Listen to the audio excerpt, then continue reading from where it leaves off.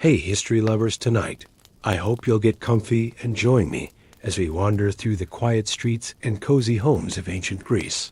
We're going to explore 15 interesting facts that show what made life back then both wonderful and a little tough. From the very first light of morning to the calm of midnight, you'll get to imagine yourself living like a real Greek carrying water, eating simple breakfasts and hearing the sounds of the busy marketplace. We'll gently peek into the daily lives of women, the old traditions, and the fun of evening meals with friends. We'll show you how people in ancient Greece stayed safe at night and how their dreams took them to magical places. Before we start, please remember to like, comment, and subscribe. And I'd love to know what's time now and where are you listening from? America, Europe, Asia, or somewhere else? It's amazing to think we're all here together, sharing these stories. It really feels nice. All of us relaxing in one cozy spot. So let's close our eyes, take a deep breath, and step into the world of ancient Greece together. 1. The dawn's first light. Waking in an ancient Greek home, let us begin. Not with the clamor of battle or the echo of grand speeches, but with the quiet hush of a new day. A day that dawns softly over the tiled rooftops and winding lanes of an ancient Greek polis, where the world is still half dreaming, and the first rays of Helios, the sun god, slip gently over the horizon, painting the sky in delicate shades of rose and gold, as if the heavens themselves are waking from a long and peaceful slumber. Imagine, if you will, that you are not yourself, not quite, but a gentle soul, adrift in time, waking in a world that is both familiar and strange, a world where the air is cool and sweet, carrying the faintest scent of olive groves and distant sea, where the walls around you are not made of plaster or paint, but of sun-baked clay and rough-hewn stone, their surfaces cool to the touch, their colors softened by the years you lie upon a simple bed, little more than a wooden frame, strung with leather thongs, covered by a thin woolen blanket, woven by careful hands. The kind of hands that have known the rhythm of the loom since childhood, the kind of hands that have spun stories into every thread. And as you open your eyes, you see the faintest glimmer of light filtering through a small window high upon the wall, its wooden shutter still closed against the night. The room is small, but not cramped, its corners softened by the gentle clutter of daily life. A clay jug resting on a low table, a basket of figs and barley bread, a pair of sandals, worn smooth by many journeys, and in the quiet, you can hear the soft breathing of others, your family, perhaps, or the gentle rustle of a sleeping pet, curled at your feet. For in this world, privacy is a rare and precious thing, and the warmth of others is both comfort and necessity. The floor beneath you is hard, packed earth, swept clean each evening, and as you sit up, you feel the coolness seep into your bones, a reminder that the world outside is not yet awake, that the fires in the hearth have burned low, their embers glowing faintly in the half-light, waiting to be coaxed back to life. You rise, slowly, careful not to disturb the peace, and wrap a simple chiton around your shoulders, the linen soft, against your skin, its folds falling in gentle waves. And as you move, you become aware of the sounds that mark the beginning of every day in this ancient place. The distant crow of a rooster, the soft cooing of doves upon the roof, the faint, rhythmic tapping of a neighbor's broom against the stones. There is a stillness here, a kind of sacred hush, as if the world itself is holding its breath, waiting for the day to begin. And in this moment, you are both alone and not alone, for the spirits of the household, the Lares and Penates, are said to watch over every home, their presence felt in the quiet corners, in the flicker of a lamp, in the gentle creak of a door. You move to the window, unlatching the wooden shutter, and as you open it, the cool morning air rushes in, carrying with it the scent of dew and wild thyme, the distant brine of the sea, and the promise of another day. And you look out upon the world, upon the narrow street below, where the stones are worn smooth by countless feet, where the shadows are long and blue, and the first hints of sunlight catch upon the whitewashed walls, turning them to gold. The city is still, but not silent. For even in these early hours, life stirs. A woman carrying a jug upon her head, her steps measured and sure. A child chasing a stray cat, his laughter muffled by the dawn. An old man sweeping his threshold, his movements slow and deliberate, as if he is sweeping away the dreams of the night. You watch for a moment, and then turn back to your own small world, to the tasks that await you.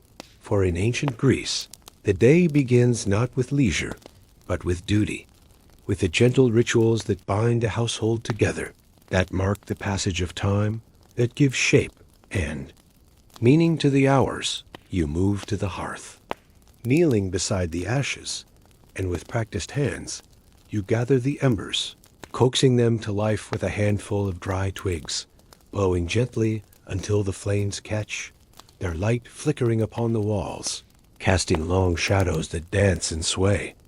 And as the fire grows, you place a small pot upon the coals, filling it with water drawn from the well the night before. And as it heats, you prepare the morning meal, simple and nourishing. A bowl of porridge, a slice of bread, a handful of olives, their brine sharp and bright upon your tongue. The others begin to stir, their voices soft and low.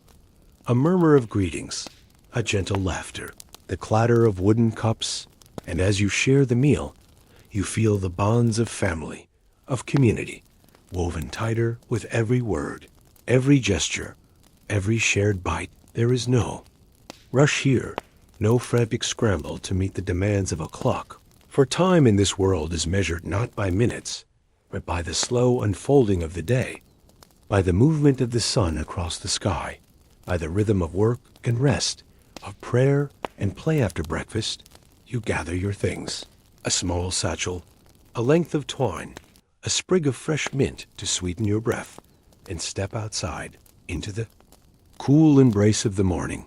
The world still new, still shimmering with possibility. The street is narrow, its stones uneven beneath your feet, and as you walk, you greet your neighbors, exchanging quiet words, a nod, a smile. For in this place, everyone is known, every face is familiar. Every story is part of the larger tapestry of the city.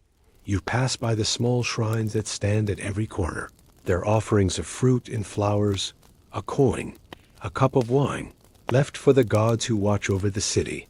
And you pause for a moment to whisper a prayer, to ask for protection, for health, for a good harvest. Your words carried away on the morning breeze. The city is waking now, its sounds growing louder, the clang of a blacksmith's hammer, the call of a fishmonger, the laughter of children at play. And as you walk, you are swept up in the gentle current of daily life, in the ebb and flow of people and stories, of hopes and dreams. You make your way to the agora, the heart of the city, where merchants set out their wares, where philosophers gather to debate, where the pulse of the city can be felt in every step, every word, every glance.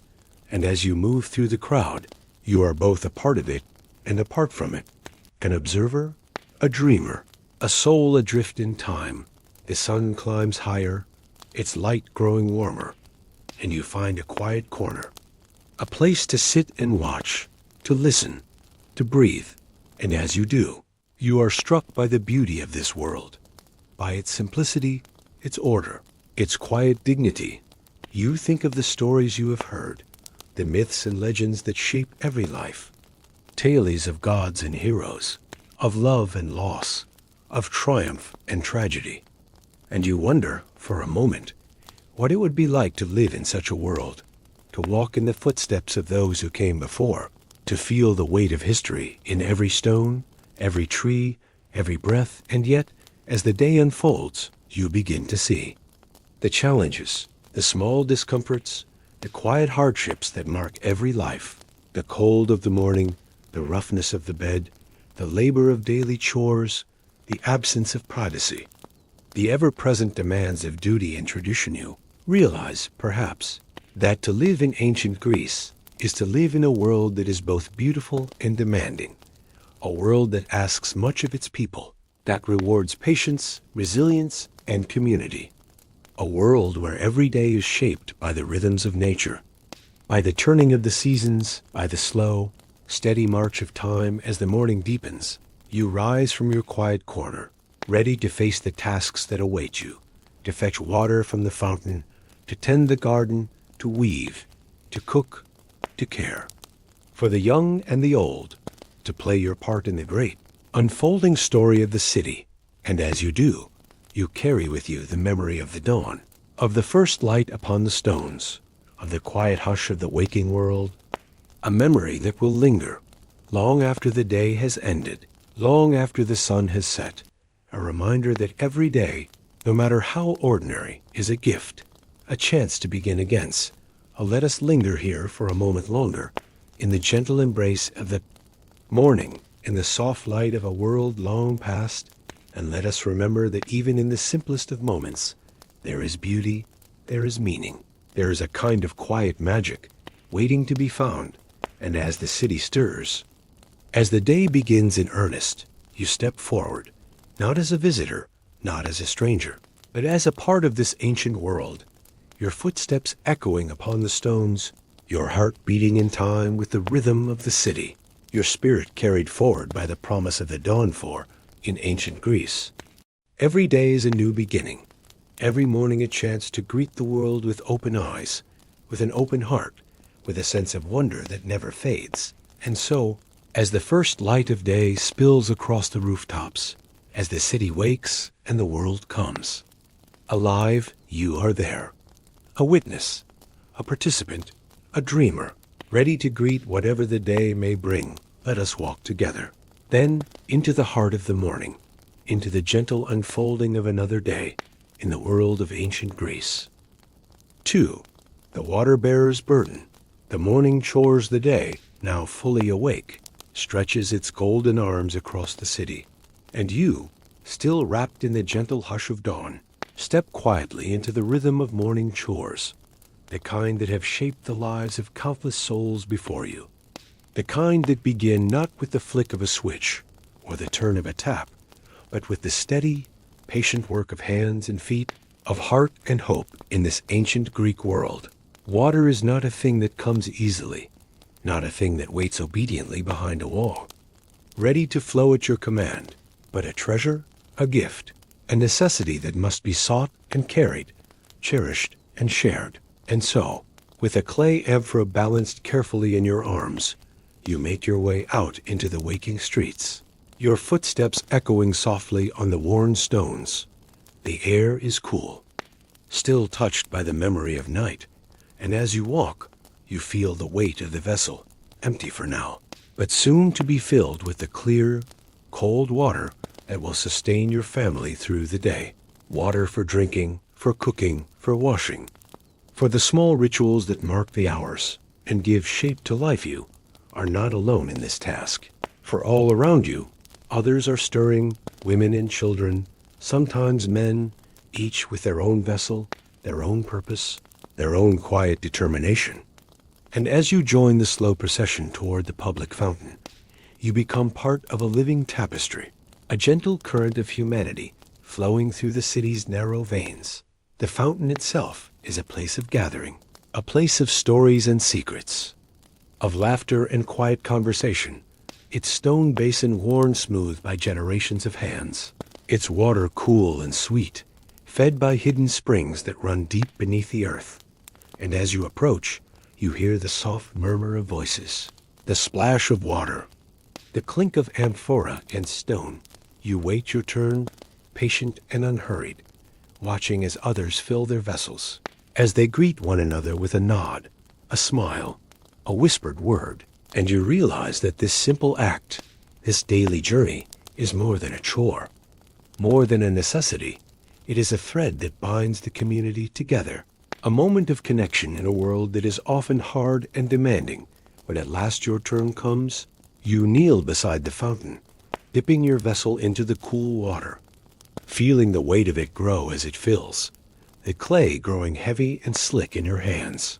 And you pause for a moment to let the water settle, to watch the sunlight dance upon its surface, to feel the quiet satisfaction of a task well begun. You lift the amphora, cradling it against your hip, and begin the slow walk home, your steps careful and measured, for the path is uneven, the stones worn and sometimes treacherous, and the water, so precious, must not be spilled, must not be wasted.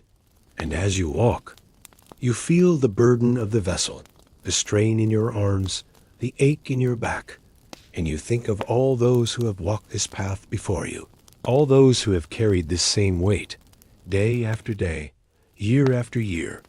There is a kind of dignity in this labor, a quiet pride, for though the work is hard, it is also necessary, also noble. And as you pass others on the road, you exchange glances, a silent acknowledgement of shared effort, shared purpose, shared life back at home. You set the amphora down with care, feeling the relief in your muscles, the satisfaction of a job completed, and you pour a little water into a cup, offering it first to the household gods, a small libation, a gesture of gratitude and respect, before sharing it with your family, your friends, your guests. The morning chores do not end with water, of course, for there is always more to be done, always another task waiting, another need to be met, and so you move from one duty to the next, sweeping the floor with a bundle of twigs, shaking out the blankets, tending the small garden that grows in the courtyard, its herbs and vegetables, a promise of meals to come. You gather eggs from the chickens, their shells still warm from the nest, and set them aside for breakfast. You check the olive jar, making sure there is enough oil for the lamp, enough for cooking, enough for the small rituals that mark the day. And you pause now and then to look up at the sky, to feel the sun on your face, to listen to the distant sounds of the city as it comes alive. There is a rhythm to these chores, a kind of music, the sweep of the broom, the splash of water, the soft clatter of pottery, the low hum of voices. And as you move through the morning, you find yourself falling into step with the world around you, your actions guided by habit, by memory, by the quiet wisdom of those who have come before. In the midst of your work, you notice the small details that make this world unique. The way the light falls through the open doorway, casting patterns on the floor, the scent of fresh bread rising from a neighbor's oven, the laughter of children playing in the street, their games echoing the stories of gods and heroes, of monsters and miracles. You think for a moment of how different this life is from the one you know, how much effort is required for even the simplest of tasks, how much time is spent in the service of necessity. And yet, there is a kind of peace in this, a kind of satisfaction, a sense that every action, no matter how small, is part of something larger, something enduring. You remember too the stories told by the elders, stories of times when the wells ran dry, when the city was besieged, when water was more precious than gold, and you feel a quiet gratitude for the abundance that surrounds you, for the simple gift of a full jug, a clean floor, a warm meal as the chores continue. You find yourself drawn into the life of the household, into the gentle web of relationships that bind everyone together, the shared work, the shared meals, the shared joys and sorrows. And you realize that in this world, no one is truly alone, that every life is woven into the fabric of the community, every story a thread in the larger tapestry. You see, too, the ways in which these chores are divided, the roles that each person plays, the expectations that shape every day, and you notice the quiet strength of the women, the patience of the elders, the energy of the young, each contributing in their own way, each valued for their efforts. There are moments of rest, of course, moments when you pause to catch your breath, to share a story, to listen to the song of a bird, to watch the play of sunlight on the wall. And in these moments, you feel the beauty of the world around you, the quiet magic of ordinary life. You think of the untold stories, the overlooked moments, the small acts of kindness and care that make this world what it is. And you realize that history is not only made in the grand halls and the public squares, but in the kitchens and courtyards, in the daily rituals that sustain and nurture, in the hands that carry water, that sweep the floor, that tend the fire as the morning wears on. The city grows busier, the streets fill with people, the markets open, the air is filled with the sounds of commerce and conversation, and you feel the pulse of the city, the heartbeat of a world that is both ancient and alive. You finish your chores, wiping your hands on a cloth, and step outside for a moment, standing in the doorway, looking out at the world, and you feel a sense of accomplishment, a sense of belonging, a sense that you are part of something larger than yourself. You watch as others go about their own tasks, as they carry water, sweep the streets, tend the animals, and you see the quiet dignity in their movements, the pride in their work, the strength in their community. You think for a moment of how different your own life might be, how much you take for granted, how much you rely on the invisible labor of others, and you feel a new appreciation for the simple, essential work that sustains every day you remember. 2. The stories of the water bearers, the legends of those who carried water to the temples, to the baths, to the homes of the wealthy and the poor alike. And you realize that in this world, every task is sacred, every chore a kind of offering, every moment an opportunity to connect with the past, with the present, with the future, as the sun climbs higher in the sky. You gather your things, preparing for the next part of the day, and you feel a sense of readiness, a sense of purpose, a sense that you are exactly where you are meant to be. You take one last look at the amphora, now empty once more, and you think of all the hands that have carried it, all the lives that have been shaped by its weight, and you feel a quiet gratitude, a gentle pride, a deep and abiding connection to the world around you.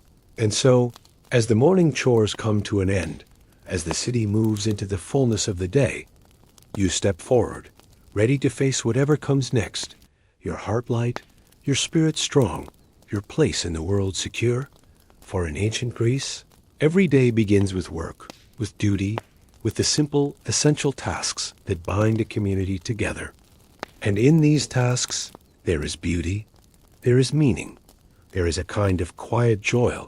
Let us carry this feeling with us as we move into the next part of the day, as we explore the world of ancient Greece, one moment, one story, one gentle step at a time. 3. Bread and olives.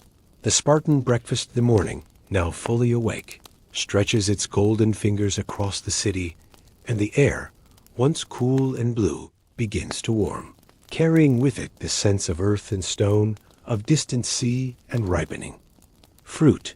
And as you return from your morning chores, the amphora now empty and set aside, you find yourself drawn toward the heart of the home, where the first meal of the day is quietly taking shape in this ancient Greek world. Breakfast is not a feast, not a lavish spread of sweet and savory delights, but a simple, honest meal, shaped by the land and the seasons, by the rhythms of work, and rest by the quiet wisdom of those who have learned to make much from little.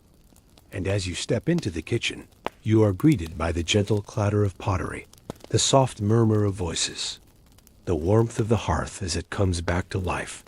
The kitchen itself is a place of comfort, a place of memory, its walls darkened by years of smoke and laughter, its shelves lined with jars of olives and honey, of dried herbs and barley, each one a small treasure, a promise of nourishment and care. And as you move through the room, you notice the small details that make it unique, the way the light falls through the open doorway, the pattern of footprints on the floor, the gentle hum of a bee. Drawn by the scent of figs, you find your place at the low table, joining your family, your friends, your companions, and together you share the first meal of the day, a meal that is both humble and sacred, both ordinary and extraordinary. For in this world, every meal is a celebration, every bite a reminder of the earth's generosity, of the hands that have worked and waited, planted and harvested, kneaded and baked the bread, still warm from the oven, is coarse and dense. Made from barley or wheat, ground by hand on a stone mill, mixed with water and a pinch of salt, shaped into rounds and baked in the embers of the hearth. Its crust dark and crackling, its crumb soft and fragrant, and as you break off a piece, you feel the weight of tradition, the comfort of familiarity, the quiet pride of a job well done beside the bread. A small bowl of olives, glossy and black, their flavor sharp and briny. A taste of the sun and the sea, of long, hot summers and patient hands, and you savor each one, rolling it across your tongue, feeling the burst of salt and oil, the memory of ancient groves, of trees that have stood for centuries, their roots. Deep in the rocky soil there is cheese, too soft and tangy, made from the milk of goats or sheep, pressed and salted, wrapped in leaves, and left to ripen in the cool shade, and you spread it on your bread, the flavors mingling, the textures blending. A small luxury in a world where nothing is wasted, where every crumb is cherished. Sometimes there is honey, thick and golden, gathered from wild hives in the hills, its sweetness a gift from the gods, a reminder of the wildness that still lingers at the edge of the city. And you drizzle it over your bread, watching as it pools and glistens, catching the morning light. The meal is quiet, unhurried, a time for reflection, for conversation, for the sharing of news and stories. And as you eat, you listen to the voices. Around you, the laughter of children, the gentle teasing of siblings, the soft, steady wisdom of elders, and you feel the bonds of family, of community, growing stronger with every word, every gesture, every shared bite. Do you think, for a moment, of how different this meal is from the ones you know? How much simpler, how much more connected to the land, to the seasons, to the slow, patient work of hands and hearts. And you realize that in this world, food is not just sustenance, not just fuel, but a kind of magic, a way of weaving people together, of turning the ordinary into the extraordinary.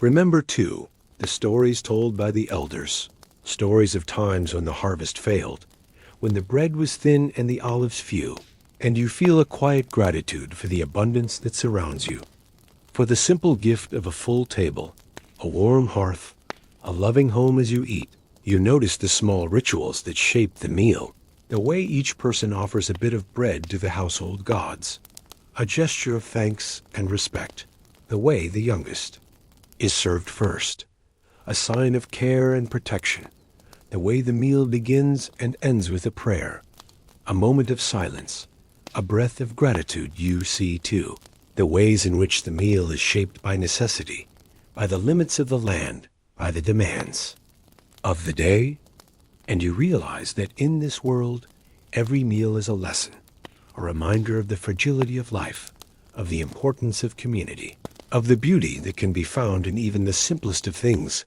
You think of the untold stories, the overlooked moments, the small acts of kindness and care that make this world what it is. And you realize that history is not only made in the grand halls and the public squares, but in the kitchens and courtyards, in the daily rituals that sustain and nurture, in the hands that knead the dough, that press the olives, that pour the honey. As the meal comes to an end, you help to clear the table, to wash the dishes, to sweep the floor, and you feel a sense of satisfaction, a sense of belonging, a sense that you are part of something larger than yourself. You watch as others go about their own tasks, as they prepare for the day ahead, and you see the quiet dignity in their movements, the pride in their work, the strength in their community. Think for a moment of how different your own life might be, how much you take for granted, how much you rely on the invisible labor of others, and you feel a new appreciation for the simple, essential work that sustains every day. You remember, too, the stories of the bread makers, the legends of those who brought grain from distant lands, who braved the storms and the pirates, who risked everything to feed their families. And you realize that in this world, every meal is sacred, every bite a kind of offering, every moment an opportunity to connect with the past, with the present, with the future.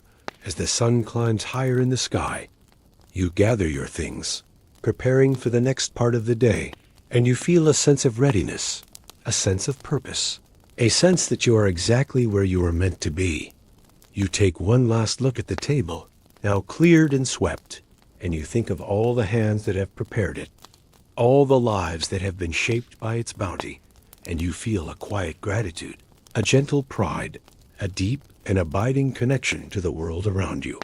And so, as the breakfast comes to an end, as the city moves into the fullness of the day, you step forward, ready to face whatever comes next, your heart light, your spirit strong, your place in the world secure. For in ancient Greece, every day begins with a meal, with the sharing of bread and olives, with the simple, essential rituals that bind a community together.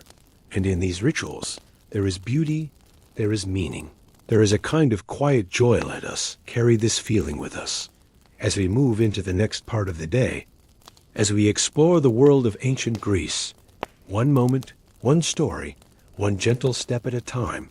And as you step out into the sunlight, the taste of bread and olives still lingering on your tongue, you feel the promise of the day ahead, the quiet excitement of new possibilities, the gentle certainty that, whatever comes, you are not alone. You are part of a story that stretches back through the centuries, a story written in bread and olives, in laughter and labor, in the quiet, steady heartbeat of a world that is both ancient and alive.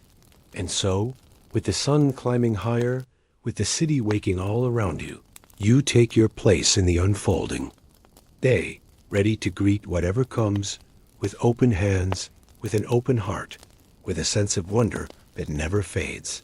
Let us walk together, Ben, into the heart of the morning, into the gentle unfolding of another day, in the world of ancient Greece. 4. Sandals on stone. The streets of the polis, the morning meal, simple and sustaining, lingers in your memory as you rise from the table, the taste of olives and bread still fresh upon your tongue, and the warmth of the hearth fading as you step toward the threshold, the world outside calling softly, inviting you to join the gentle current of life that flows through the streets of the polis. You slip your feet into sandals, their leather straps worn smooth by many journeys, the soles shaped to the curve of your foot, and as you fasten them, you feel the connection to all those who have walked these streets before you, their footsteps echoing in the stones, their stories woven into the very fabric of the city.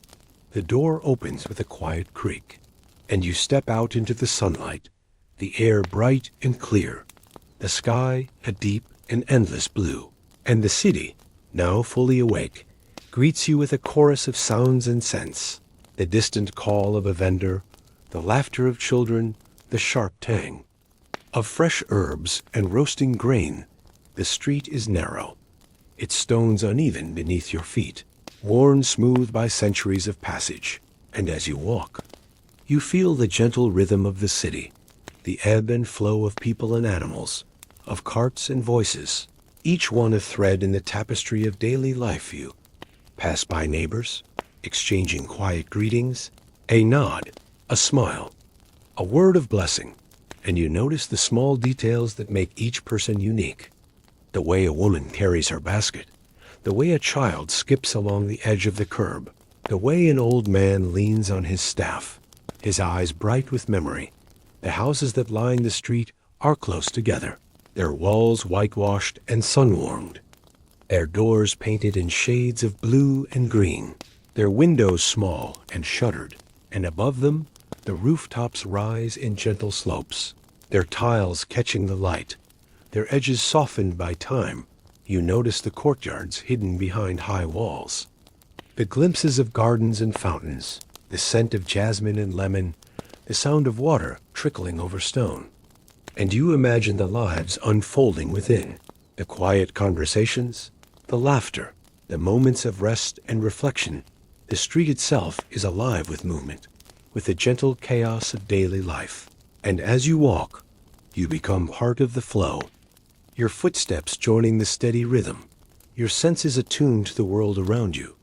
You pass a group of artisans, their hands stained with dye and clay, their voices raised in friendly banter as they shape pots and weave baskets, their work, both practical and beautiful, a testament to the skill and creativity that flourishes in every corner of the city. You see merchants setting out their wares, arranging figs and grapes, bolts of linen and jars of oil, their stalls bright with color, their voices calling out. To passers-by, offering samples, haggling over prices, sharing news and gossip. You notice the children at play, their games echoing the stories of gods and heroes, their laughter ringing out like music, their energy boundless, their imaginations wild and free. You watch as a group of young men train in the open square, their bodies lean and strong, their movements graceful and precise, their faces set with determination, and you feel the pride of the city in their strength, in their discipline, in their hope for the future. You pass by the temple, its columns rising tall and white against the sky, its steps worn smooth by countless feet, its doors open to all who seek comfort, guidance, or simply a moment of peace. And you pause for a moment to offer a silent prayer, to feel the presence of the divine in the quiet hush of the sacred space. You notice the statues that stand at every corner, their faces serene and timeless, their forms carved from marble and bronze, their eyes gazing out over the city, watching, protecting, remembering you.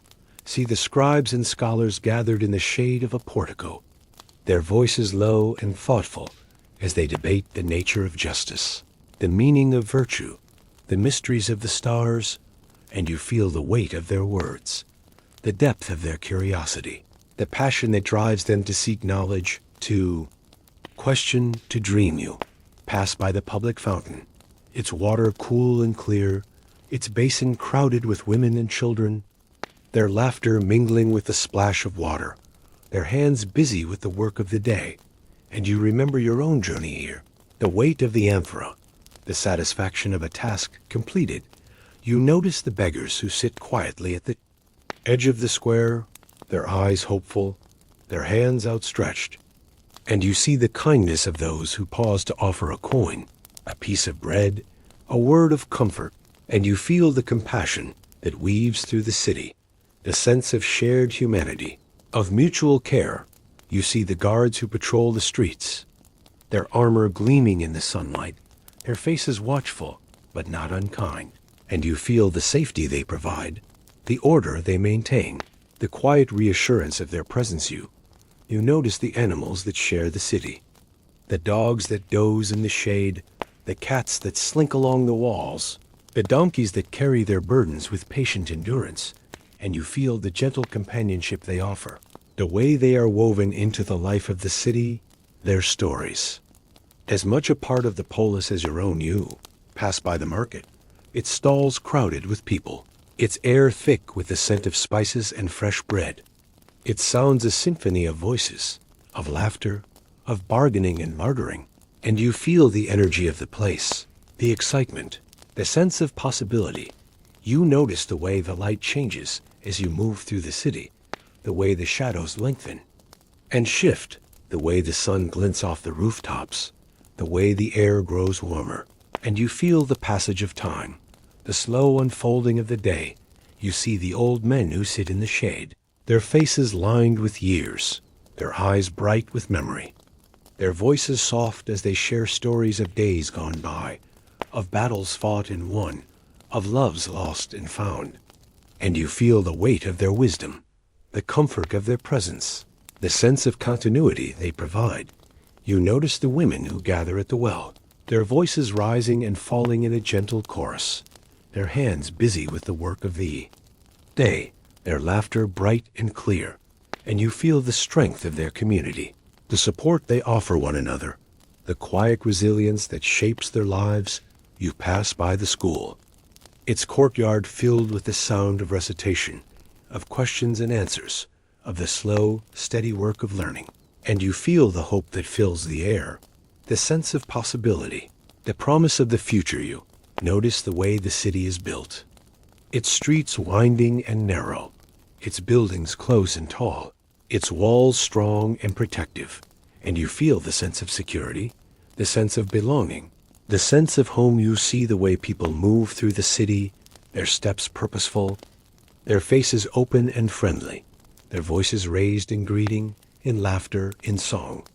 And you feel the joy of community, the comfort of connection, the beauty of shared life. You notice the small shrines that stand at every corner, their offerings of fruit and flowers, of oil and wine, their candles flickering in the breeze. And you feel the presence of the divine, the sense of wonder, the quiet magic that infuses every moment you pass by the workshops, their doors open to the street, their interiors filled with the sounds of hammer and chisel, of loom and spindle, of the steady, patient work that shapes the world.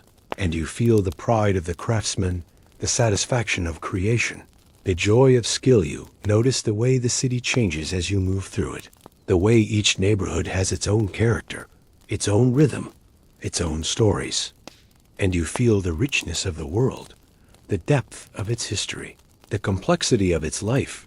You see the way the city is connected to the land, the way the fields stretch out beyond the walls, the way the sea glimmers in the distance, the way the mountains rise, blue and mysterious, on the horizon.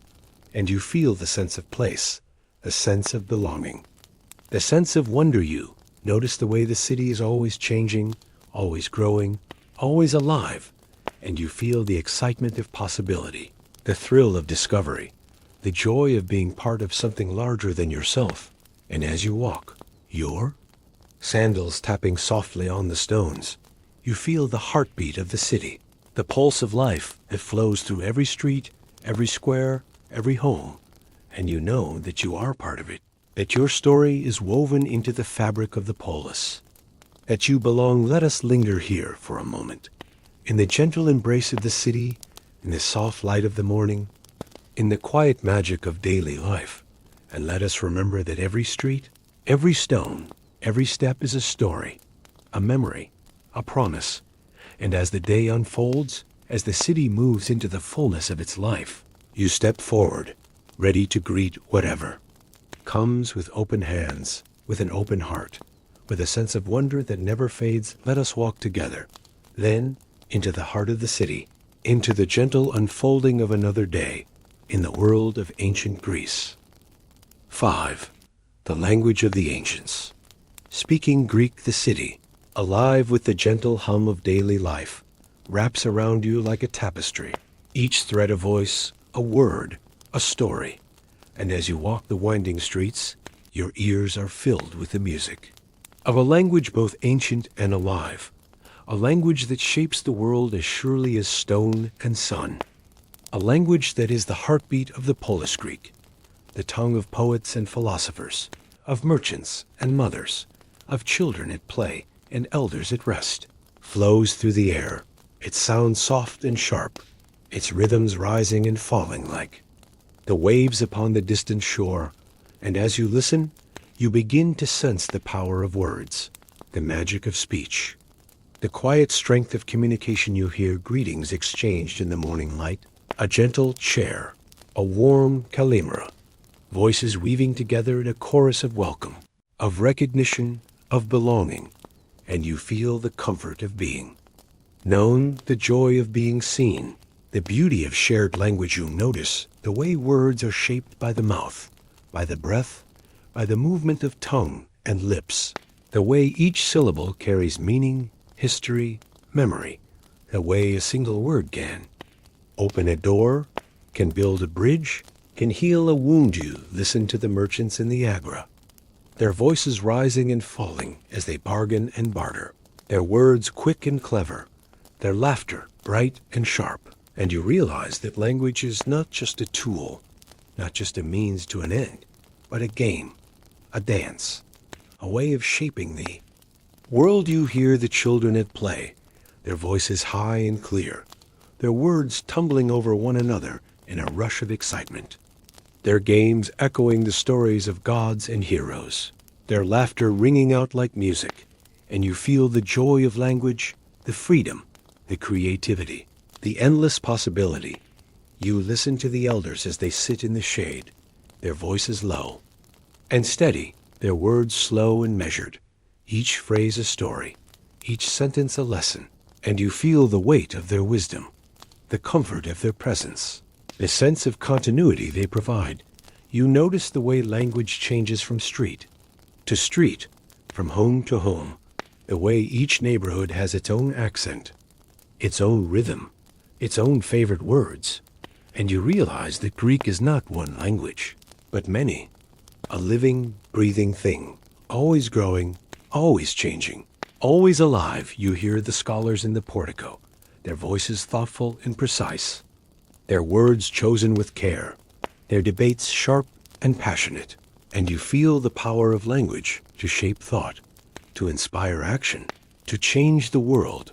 You listen to the poets as they recite their verses, their words flowing like water, their images bright and vivid, their stories filled with longing and hope, with sorrow and joy, and you feel the beauty of language, the magic, the wonder. You notice the way language is woven into every aspect of life, the way it shapes the way people think, the way they see the world, the way they understand themselves and one another. And you realize that to speak Greek is to be part of a story, a tradition, a community. You hear the prayers whispered at the shrines, the words soft and reverent, the names of the gods spoken with awe and gratitude, and you feel the power of language to connect the human and the divine, the seen and the unseen, the present and the eternal. You listen to the songs sung at the loom, the work songs that mark the rhythm of the day, the lullabies that soothe the restless child, the hymns that praise the gods, and you feel the comfort of language, the way it wraps around you like a blanket, the way it carries you through. The day you notice the way language is taught, the way children learn to shape their mouths around new sounds, to trace the letters in the dust, to memorize the stories and the laws, and you realize that to learn Greek is to learn to belong, to become part of the city, part of the world. You hear the jokes and the riddles, the clever turns of phrase, the playful insults, and the gentle teasing, and you feel the joy of language, the way it brings people together, the way it creates laughter, the way it builds friendship. You listen to the silence too, the pauses between words, the spaces where meaning lingers, where understanding grows, and you realize that language is not just sound, not just noise, but music, a dance of presence, an absence of speech and silence. You notice the way language is written, the way letters are carved into stone, painted on pottery, scratched into wax tablets, the way words are preserved and remembered, carried forward through time, and you feel the weight of history, the sense of connection, the promise of immortality. You see the scribes at work, their hands steady, their eyes focused, their pens moving swiftly across the page, and you realize that to write is to shape the future, to leave a mark, to become part of the story. You hear the laws read aloud in the square, the words clear and strong, the meaning plain and unyielding, and you feel the power of language to create order, to build community, to shape justice. You listen to the speeches in the assembly, the voices rising and falling, the words chosen with care, the arguments sharp and passionate, and you feel the excitement of debate, the thrill of persuasion, the beauty of democracy. You notice the way language is used to comfort, to heal, to encourage, the way a kind word can lift a spirit, can ease a burden, and bring hope. And you realize that language is not just a tool, but a gift, a blessing, a source of strength. You hear the stories told by the fire, the myths and legends, the tales of gods and monsters, of heroes and lovers, and you feel the power of language to create worlds, to shape dreams, to carry you beyond the limits of the everyday. You listen to the promises whispered in the dark, the words of love and longing, of hope and fear, and you realize that language is the thread that binds people together, that weaves the fabric of life. You notice the way language is honored, the way poets and orators are celebrated, the way words are cherished and remembered, And you feel the pride of the city, the sense of identity, the joy of belonging. You hear the echoes of the past in every word, the memory of those who have come before, the promise of those who will come after. And you realize that to speak Greek is to be part of something larger than yourself, to be part of a story that stretches across time. You listen to your own voice, to the way it joins the chorus, to the way it shapes and is shaped by the world around you. And you feel the power of language, the beauty, the wonder, the magic. Let us linger here for a moment in the gentle music of the city, in the soft light of the morning, in the quiet magic of language, and let us remember that every word, every phrase, every story is a gift, a memory, a promise. And as the day unfolds, as the city moves into the fullness of its life, you step forward, ready to greet whatever comes, with open hands, with an open heart, with a sense of wonder that never fades. Let us walk together then into the heart of the city, into the gentle unfolding of another day, in the world of ancient Greece, where every word is a story, every story a world, every world a home. 6. The gymnasium's test. Fitness and the body, the city, alive with voices and stories, draws you onward. And as the morning deepens, you find yourself drawn toward a place both ancient and ever new, a place where the body is honored, where the spirit is tested, where the rhythms of movement and breath shape the day as surely as the rising sun. And so you walk, your sandals tapping softly on the stones, your heart open to the promise of the gymnasium. The gymnasium in this world is not merely a place of sweat and effort, not simply a field or a hall, but a sanctuary, a gathering place, a school of life, where the young and the old, the strong and the striving, come together to train, to learn, to grow. And as you approach, you hear the sounds of laughter and challenge, of encouragement and friendly rivalry, the music of bodies in motion. The entrance is marked by a colonnade, its columns cool and smooth beneath your hand, their surfaces worn by the touch of countless generations. And as you step inside, you are greeted by the scent of olive oil and earth, by the sight of sunlight streaming through open courtyards, by the gentle hum of conversation and exertion. You see the young men, their bodies lean and strong, their skin bronzed by the sun, their eyes bright with determination. And you watch as they stretch and bend, as they run and leap, as they wrestle and race, their movements graceful and powerful, their laughter ringing out like music. You notice the older men too, their hair touched with silver, their faces lined with years, their bodies still strong, still capable, their movements slower but no less sure. And you feel the respect they command, the wisdom they offer, the sense of continuity they provide.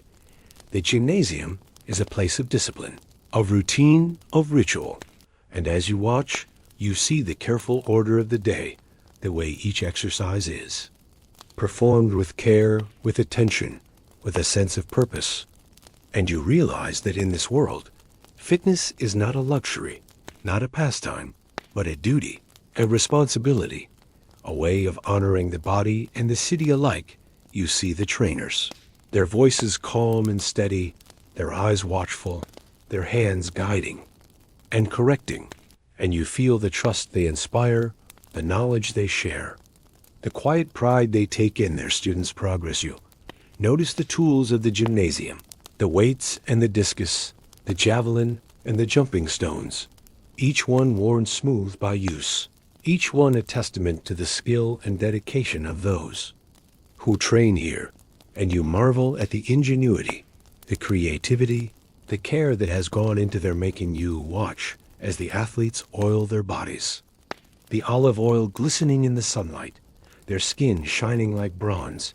And you learn that this is not mere vanity, but a ritual of care, a way of protecting the skin, of honoring the body, of preparing for the test to come. You see the wrestlers, their bodies locked in struggle, their faces set with concentration, their movements fluid and precise, and you feel the intensity of their effort.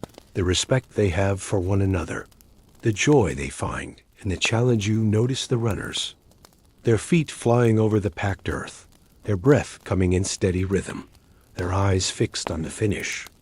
And you feel the exhilaration of speed, the freedom of movement, the thrill of competition. You watch as the discus flies through the air, spinning and glinting in the sun, as the javelin arcs high and true, as the long jumpers soar and land, their bodies moving with grace and power. And you realize that in this world, the body is not a burden, not a thing to be hidden or ignored, but a source of pride, of joy, of identity. You see the boys at their first lessons, their movements awkward and uncertain, their faces bright with hope, and you feel the encouragement of their elders, the gentle guidance, the patient instruction, and you realize that in this world, everyone is a student, everyone is a teacher, everyone is part of the great unfolding story of the gymnasium. You notice the way the gymnasium is woven into the life of the city, the way it shapes the citizens, the way it prepares them for the challenges of war and peace, of work and leisure, of public life and private joy. And you feel the sense of purpose, the sense of belonging, the sense of pride. You hear the stories, told by the trainers, the tales of great athletes, of victories won and lost, of records broken and dreams achieved, and you feel the inspiration, the hope, the quiet determination that fills the air. You notice the way the gymnasium is a place of friendship, of camaraderie, of shared effort and shared joy, the way laughter and encouragement echo through the courtyards, the way rivalries are tempered by respect, the way every victory is celebrated, every defeat honored. You see the way the gymnasium is a place of learning, not just of the body, but of the mind, the way philosophy and poetry are woven into the training, the way questions are asked and answers sought, the way wisdom is passed from one generation to the next. You notice the way the gymnasium is a place of beauty, the way the bodies move in harmony, the way the sunlight dances on the skin, the way the air is filled with the scent of olive oil and earth, and you feel the joy of being alive, the wonder of movement, the magic of the moment. You see the way the gymnasium is a place of ritual, the way each day begins and ends with prayer, with offerings to the gods, with moments of silence and gratitude. And you feel the presence of the divine, the sense of connection, the quiet magic that infuses every moment. You notice the way the gymnasium is a place of healing, the way injuries are tended with care, the way rest and recovery are honored, the way the body is treated with respect and compassion. And you feel the comfort, the reassurance, the sense of safety. You see the way the gymnasium is a place of transformation, the way the weak become strong, the way the uncertain become confident, the way the young become wise. And you feel the hope, the promise, the sense of possibility. Notice the way the gymnasium is a place of memory, the way the names of great athletes are carved into the walls, the way their stories are told and retold, the way their achievements are celebrated and remembered. And you feel the pride, the gratitude, the sense of continuity. You see the way the gymnasium is a place of community, the way everyone is welcome, the way everyone has a place, the way everyone is valued. And you feel the warmth, the acceptance, the sense of home. You notice the way the gymnasium is a place of challenge, the way every day brings new tests, new goals, new dreams, and you feel the excitement, the anticipation, the thrill of the unknown. You see the way the gymnasium is a place of peace, the way the noise and chaos of the city fall away, the way the mind grows quiet, the way the heart finds rest, and you feel the calm, the serenity, the sense of balance. You notice the way the gymnasium is a place of joy, the way laughter and song fill the air, the way every moment is celebrated, every effort honored, every achievement cherished, and you feel the happiness, the gratitude, the sense of wonder. Let us linger here for a moment, in the gentle embrace of the gymnasium, in the soft light of the morning, in the quiet magic of movement and breath, and let us remember that every step, Every leap, every struggle is a story, a memory, a promise, and as the day unfolds, as the city moves into the fullness of its life, you step forward, ready to greet whatever comes, with open hands, with an open heart, with a sense of wonder that never fades. Let us walk together then, into the heart of the city, into the gentle unfolding of another day in the world of ancient Greece, where every movement is a prayer, every effort a gift, every moment a celebration. 7. The loom and the lyre. Women's work and domestic arts, the city, alive with the sounds of training and debate, of commerce and laughter, holds within its walls a quieter world, a world of gentle industry and hidden artistry, a world where the rhythm of daily life is measured not by the clang of the marketplace or the shouts of the gymnasium, but by the soft click of the loom, the hum of a song, the steady hands of women at work. You step away from the sunlit courtyards and the bustling streets.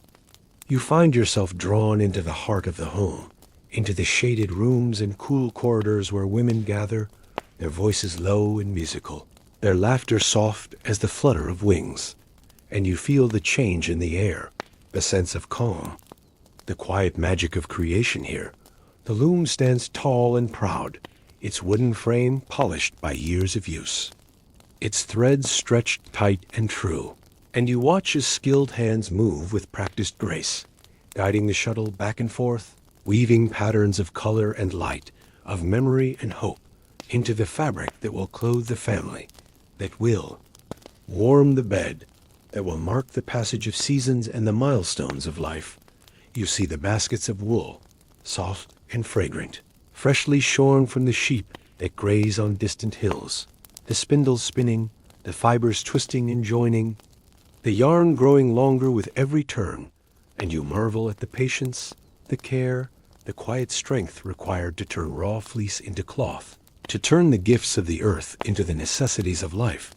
You notice the dye pots simmering in the corner, their colors rich and deep, indigo and madder, saffron and walnut, each hue a secret recipe, a closely guarded tradition, and you watch as the yarn is dipped and lifted, as the colors bloom and deepen, as the fabric takes on the shades of the land, the sky, the sea. You hear the songs that rise and fall with the rhythm of the work, songs of love and longing, of harvest and homecoming, of gods and heroes, and you feel the comfort of music, the way it weaves through the day, the way it lifts the spirit, the way it binds the women together.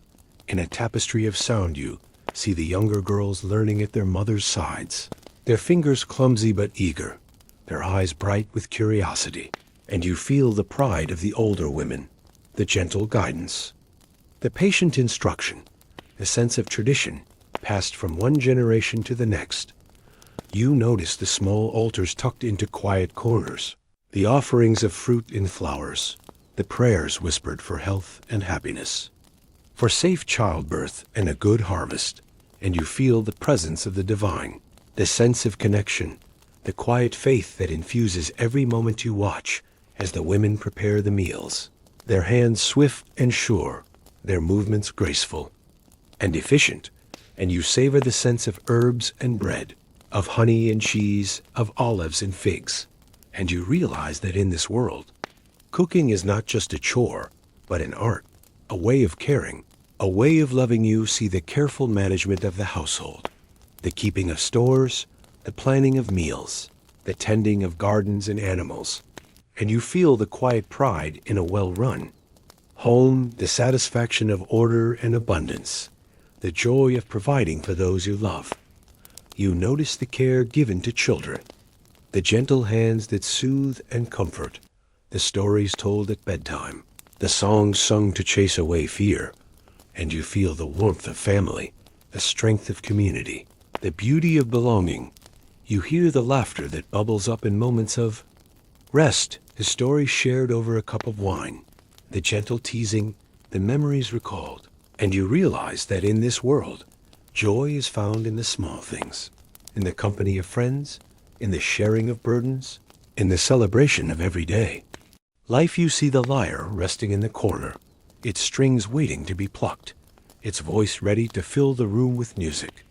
And you watch as a woman lifts it to her lap, her fingers dancing across the strings, her voice rising in song, and you feel the power of music, the way it soothes and inspires, the way it brings people together, the way it turns the ordinary into the extraordinary. You notice the embroidery that adorns the linens, the careful stitches, the intricate patterns, each one a story, a memory, a wish. And you marvel at the artistry, the patience, the love that goes into every piece. You see the care given to the sick, the knowledge of herbs and remedies, the gentle touch that eases pain, the prayers whispered for healing, and you feel the compassion, the wisdom, the strength that sustains. A household through every trial. You notice the way the women support one another, the way they share their joys and sorrows, their hopes and fears, the way they celebrate together, mourn together, work together, and you realize that in this world, no one is truly alone, that every life is woven into the fabric of the community. You hear the stories told by the fire, the myths and legends, the tales of ancestors and heroes, of clever women and wise goddesses, and you feel the power of storytelling, the way it shapes identity, the way it preserves memory, the way it inspires courage.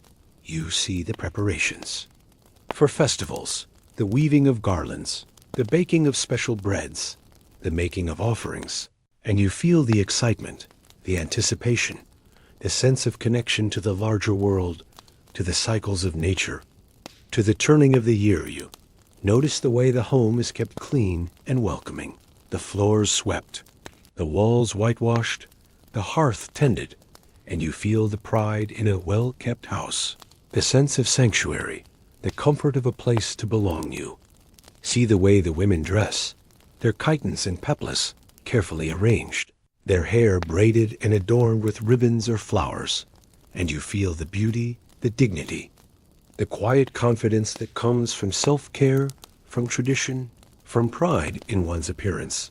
You notice the way the women move through the city, their steps measured and sure, their voices soft but strong, their presence felt in every corner.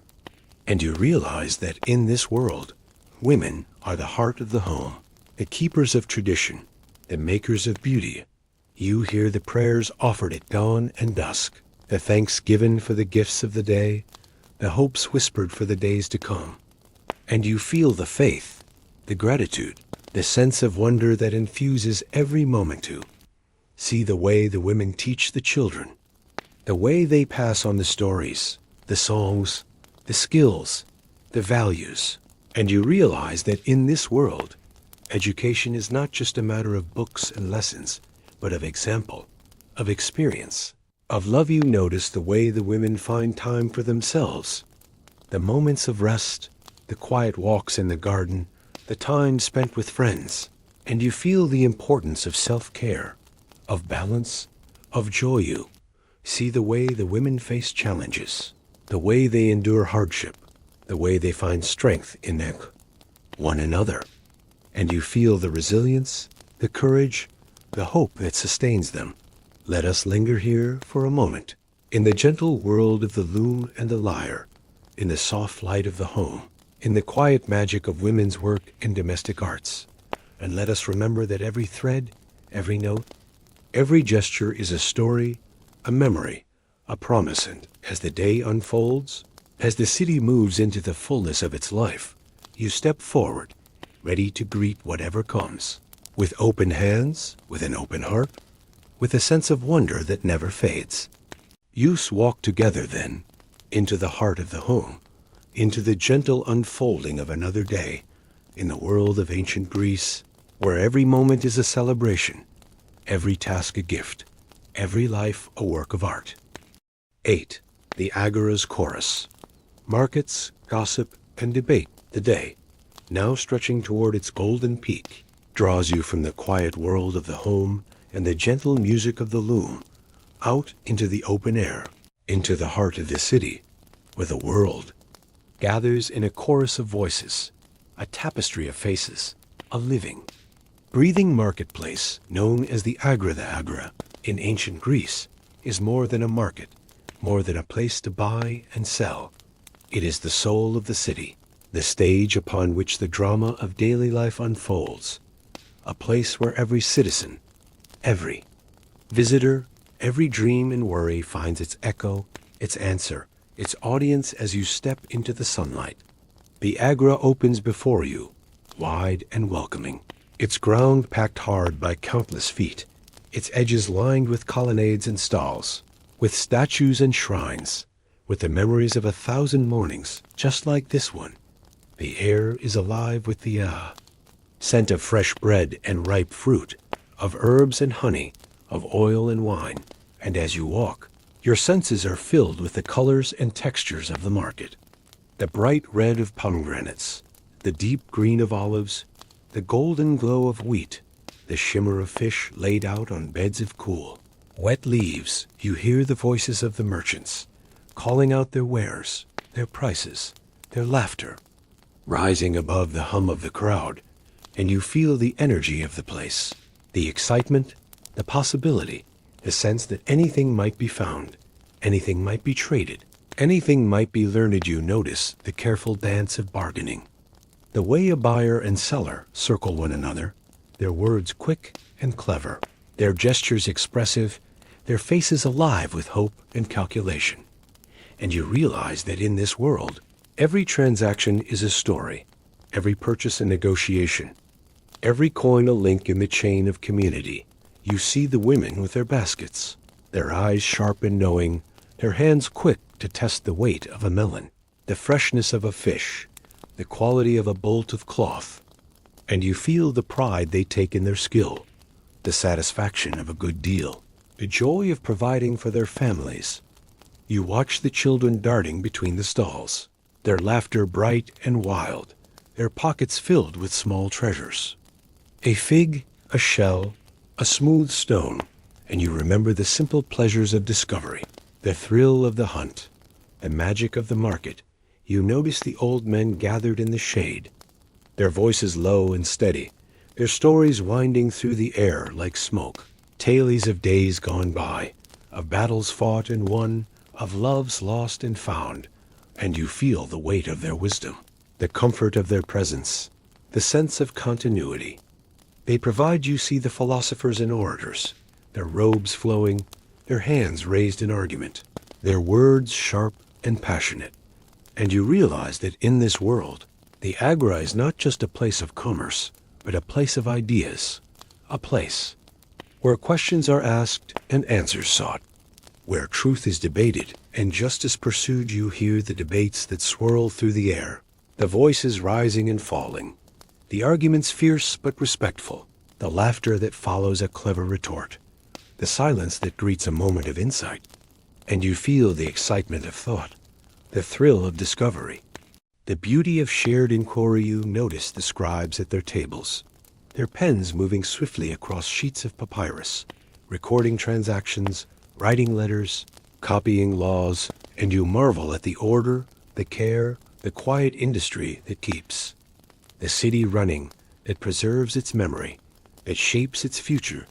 You see the artists and craftsmen, their stalls bright with pottery and jewelry, with painted vases and carved figurines, their hands stained with clay and pigment, their eyes alive with pride, and you feel the joy of creation, the satisfaction of skill, the beauty of art. You watch the healers and herbalists, their tables crowded with jars and bundles, their voices soft and reassuring, their hands gentle as they offer remedies and advice, and you feel the comfort of care, the hope of healing, the strength of community.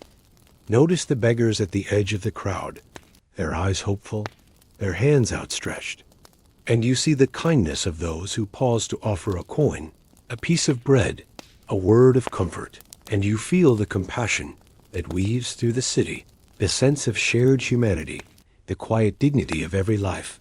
You hear the gossip that flows like water, the stories whispered from ear to ear, the news of births and deaths, of marriages and quarrels, of fortunes made and lost.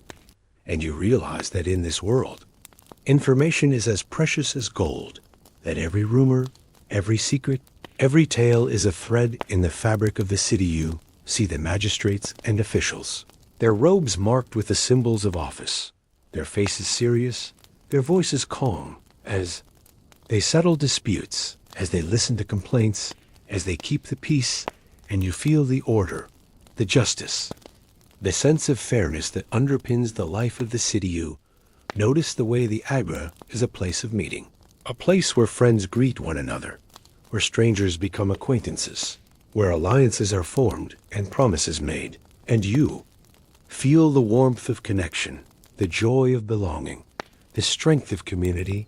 You watch as the sun climbs higher, the shadows shifting, the air growing warmer, the crowd swelling and thinning in waves.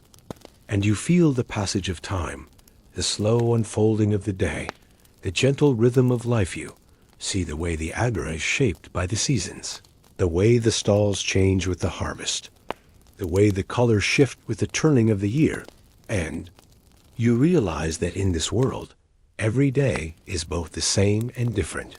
Every market a new adventure, every morning a new beginning. You notice the way the agora is a place of memory, the way the stones are worn smooth by countless feet, the way the statues bear the marks of wind and rain, the way the air is thick with the echoes of laughter and argument, of joy and sorrow, of hope and fear.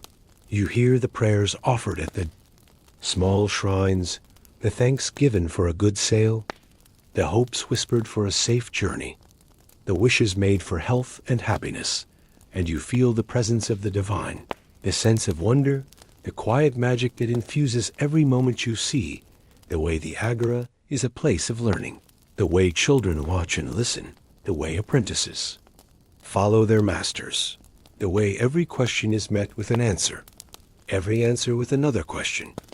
And you realize that in this world, knowledge is a treasure, a gift, a legacy. You notice the way the agora is a place of celebration, the way festivals fill the square with music and dance, with garlands and laughter, with the joy of shared abundance. And you feel the excitement, the anticipation, the sense of unity.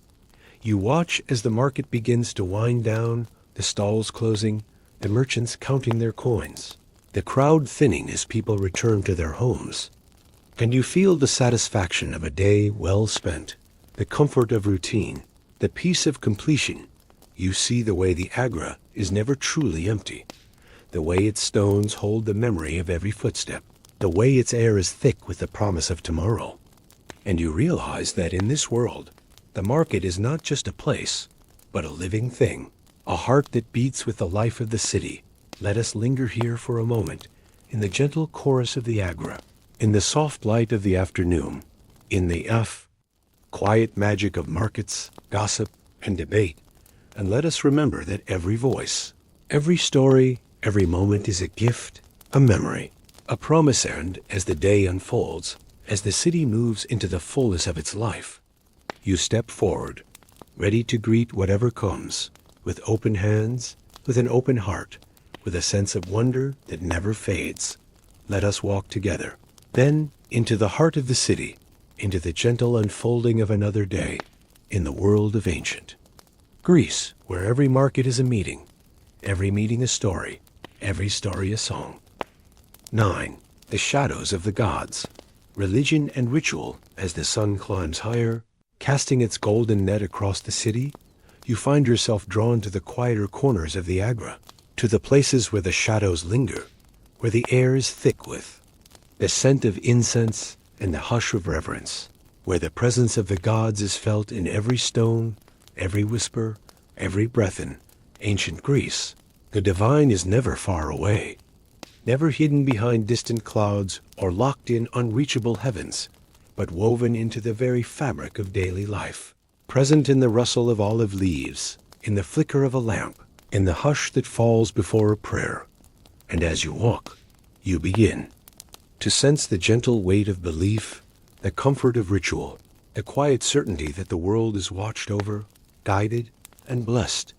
You pass by small shrines at the street corners, their altars piled with offerings, a handful of barley, a cup of wine, a garland of flowers, each gift a whisper of gratitude, a hope for favor, a plea for protection, and you pause for a moment to add your own offering, to feel the cool stone beneath your hand, to breathe in the mingled sense of earth and devotion. You notice the way the people move, their steps slowing as they pass a temple, their heads bowed, their voices softened, and you realize that in this world, respect for the gods is not a matter of fear, but of love, of gratitude, of a deep and abiding sense of connection. You see the great temples rising above the city, their columns tall and white against the sky, their steps worn smooth by countless feet, their doors open to all who seek comfort, guidance, or simply a moment of peace. And you feel the awe that fills these spaces, the sense of wonder, the quiet, magic that lingers in the air. You watch as priests and priestesses move through the temple courts, their robes flowing, their faces serene, their hands steady as they tend the fires, as they pour libations, as they offer prayers on behalf of the city. And you feel the comfort of their presence, the reassurance of their care, the sense of order and harmony.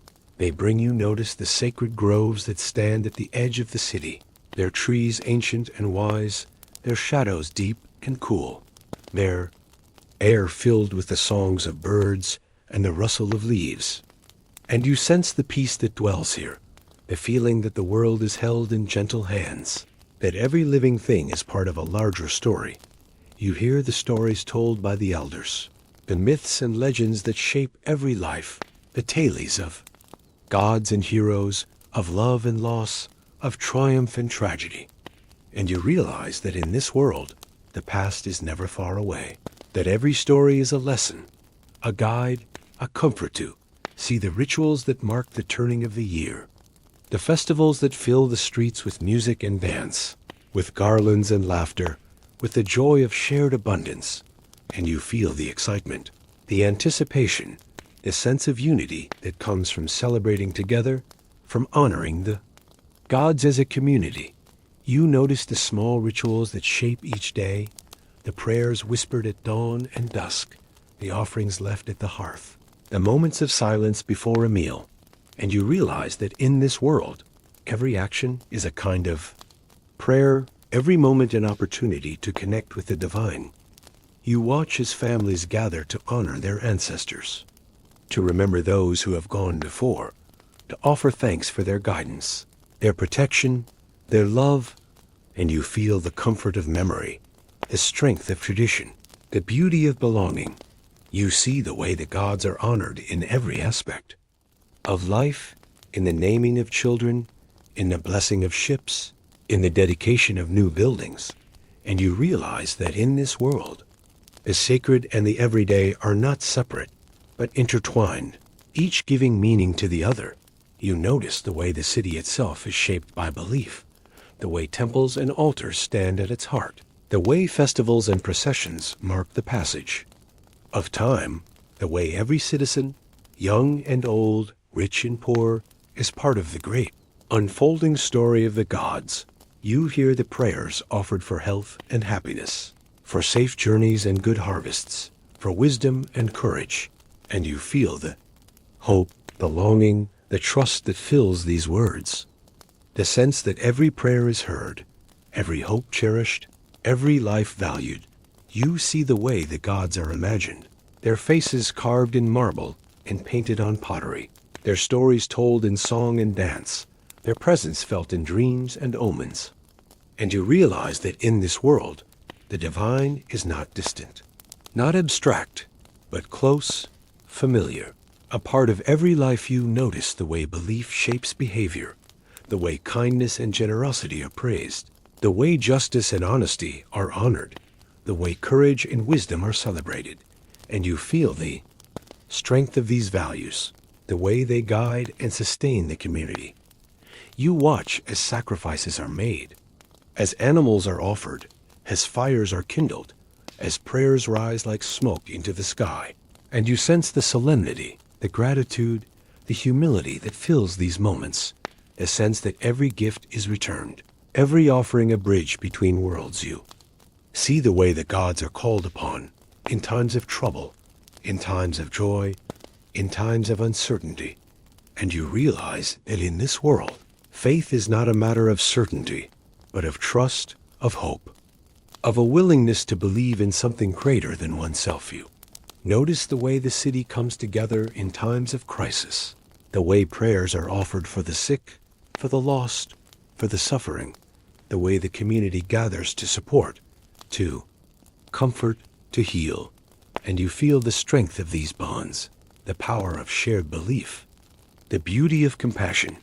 You hear the songs sung in praise of the gods, the hymns that fill the temples, the chants that echo through the streets, and you feel the joy, the gratitude, the sense of wonder that fills these moments, the way music becomes a bridge between earth and heaven. You see the way the gods are honored in art and poetry, in sculpture and drama, in the stories told by the fire, and you realize that in this world, creativity is a form of worship, that every act of beauty is a gift, a prayer, a celebration. You notice the way the city is shaped by its faith, the way every festival, every ritual, every prayer is a thread in the fabric of community, and you feel the comfort of belonging, the strength of tradition, the hope of the future. Let us linger here for a moment in the gentle shadows of the gods, in the soft light of the afternoon, in the quiet magic of religion and ritual. And let us remember that every prayer, every offering, every moment of reverence is a story, a memory, a promise. And as the day unfolds, as the city moves into the fullness of its life, you step forward, ready to greet whatever comes, with open hands, with an open heart, with a sense of wonder that never fades. Let us walk together then, into the heart of the sacred, into the gentle unfolding of another day in the world of ancient Greece, where every shadow is a blessing, every ritual a song, every life a prayer. 10. The School of Life, Education and Learning. As the afternoon sun drifts across the rooftops, casting long shadows that stretch like gentle fingers through the city, you find yourself drawn toward a quieter corner of the polis, a place where the laughter of children mingles with the low, thoughtful voices of teachers, where the air is filled with the promise of discovery, of questions and answers, of the slow, patient work of learning. In ancient Greece, education is not confined to a single building, not locked behind the doors of a schoolhouse, but woven into the very fabric of daily life, a living tradition passed from parent to child, from master to apprentice, from philosopher to eager listener. And as you walk, you begin to sense the gentle weight of knowledge, the comfort of curiosity, the quiet joy of understanding. You pass by a group of boys gathered in the shade of a portico, their faces bright with anticipation, their eyes fixed on the teacher who stands before them, his voice calm and steady as he recites a passage from Homer, his words painting pictures of heroes and monsters, of journeys and homecomings.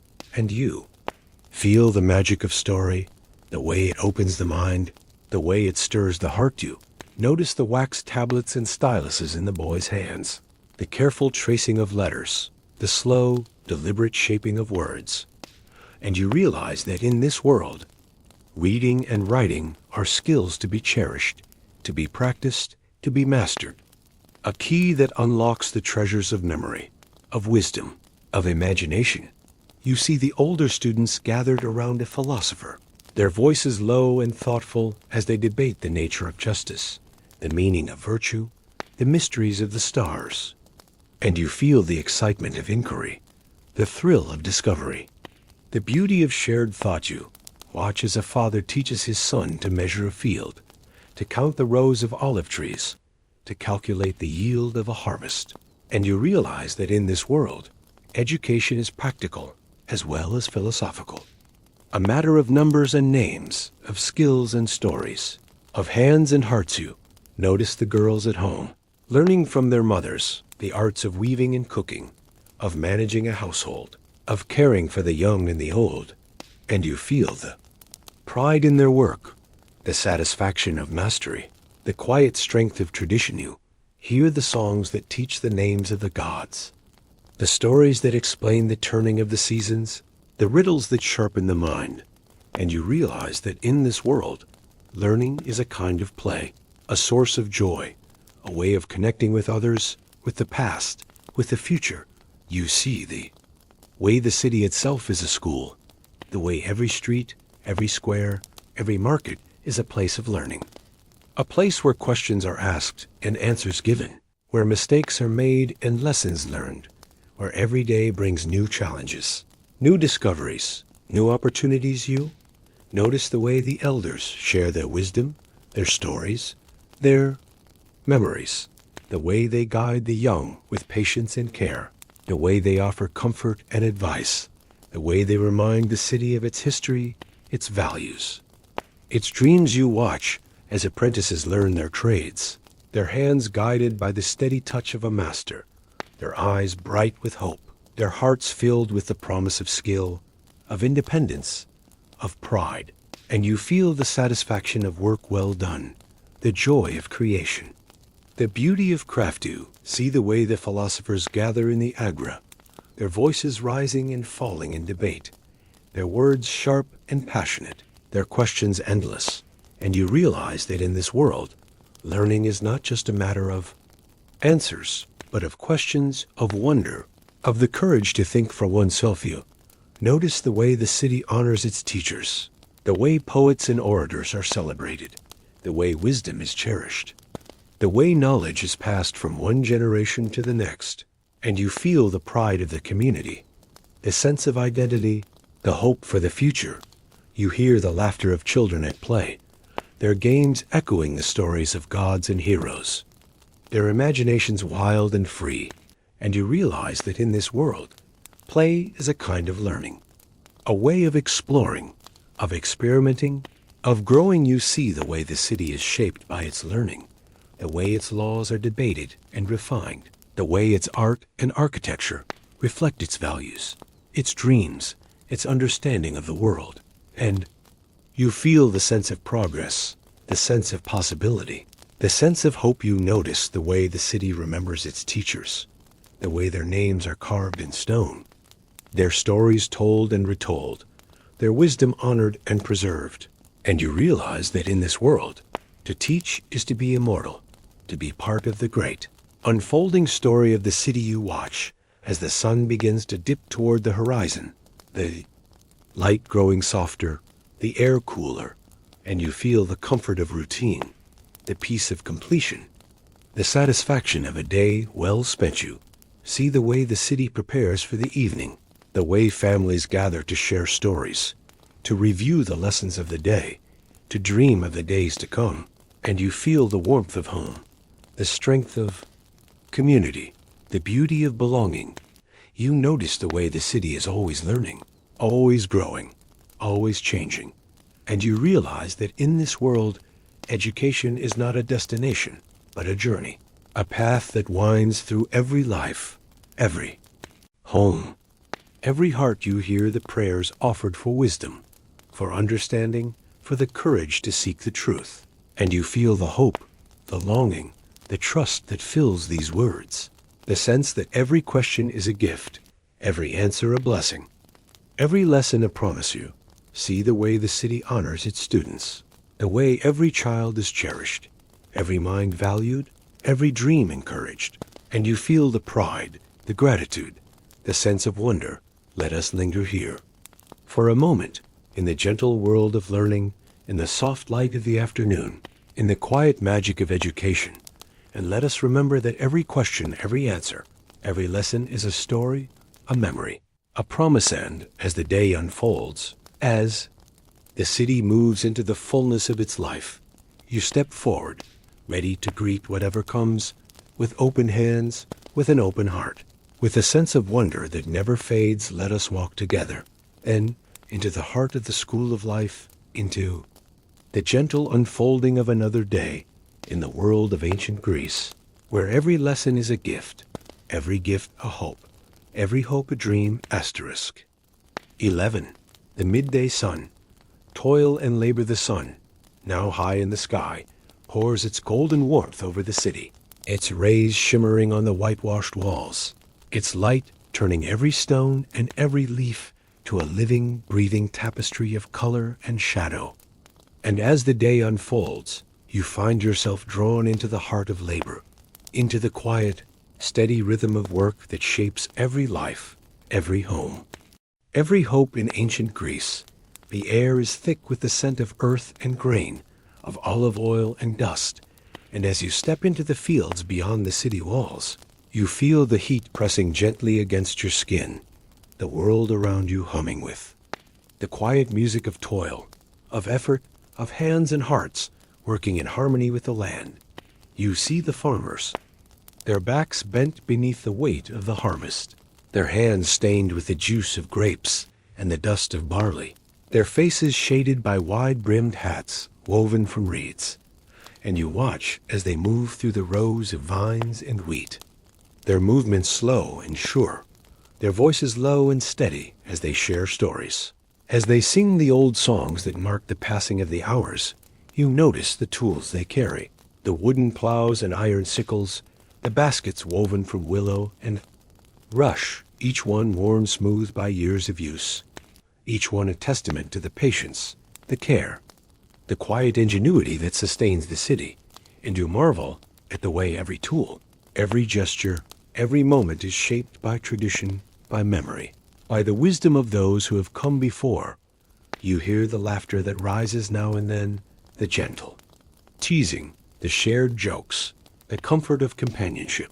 And you realize that in this world, work is not a solitary burden, but a shared endeavor, a way of weaving lives together, of building community, of finding joy in the simple act of creation. You see the women in the gardens, their hands nimble as they tend the herbs and vegetables, their eyes bright with pride as they gather the fruits of their labor, and you feel the satisfaction that comes from nurturing life, from coaxing beauty and sustenance from the earth, from knowing that every meal, every feast, every celebration begins with the quiet work of the garden. You notice the children, their laughter ringing out as they chase one another between the rows, their small hands eager to help, to learn, to be part of the world of grown-ups. And you feel the hope that fills the air, the sense of continuity, the promise of the future. You watch as the potters shape their clay, their fingers moving with practiced grace, their wheels spinning in the shade of the workshop, and you marvel at the transformation, at the way earth and water become vessel and cup, at the way every pot, every bowl, every amphora carries within it the story of its maker, the memory of the hands that shaped it. You see the blacksmiths at their forges, their faces glowing in the firelight, their hammers ringing out a steady rhythm, their arms strong and sure as they shape iron and bronze into tools and weapons, into hinges and nails, into the small, essential things that hold the city together.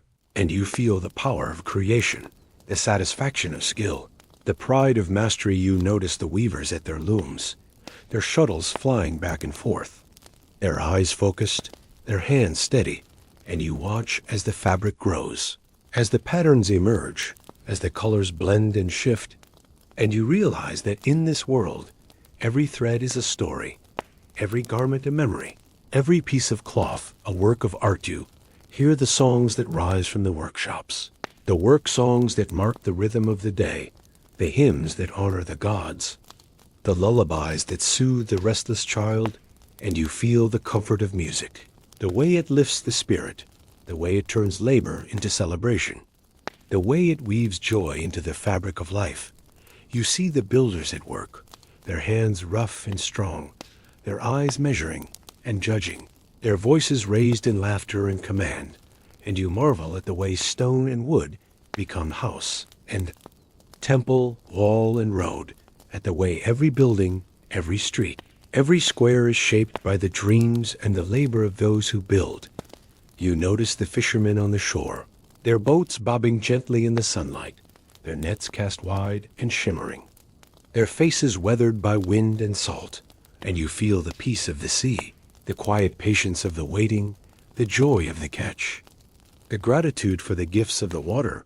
You watch as the merchants move through the market, their eyes sharp, their voices quick, their hands busy with scales and coins. And you realize that in this world, trade is a kind of dance, a way of connecting.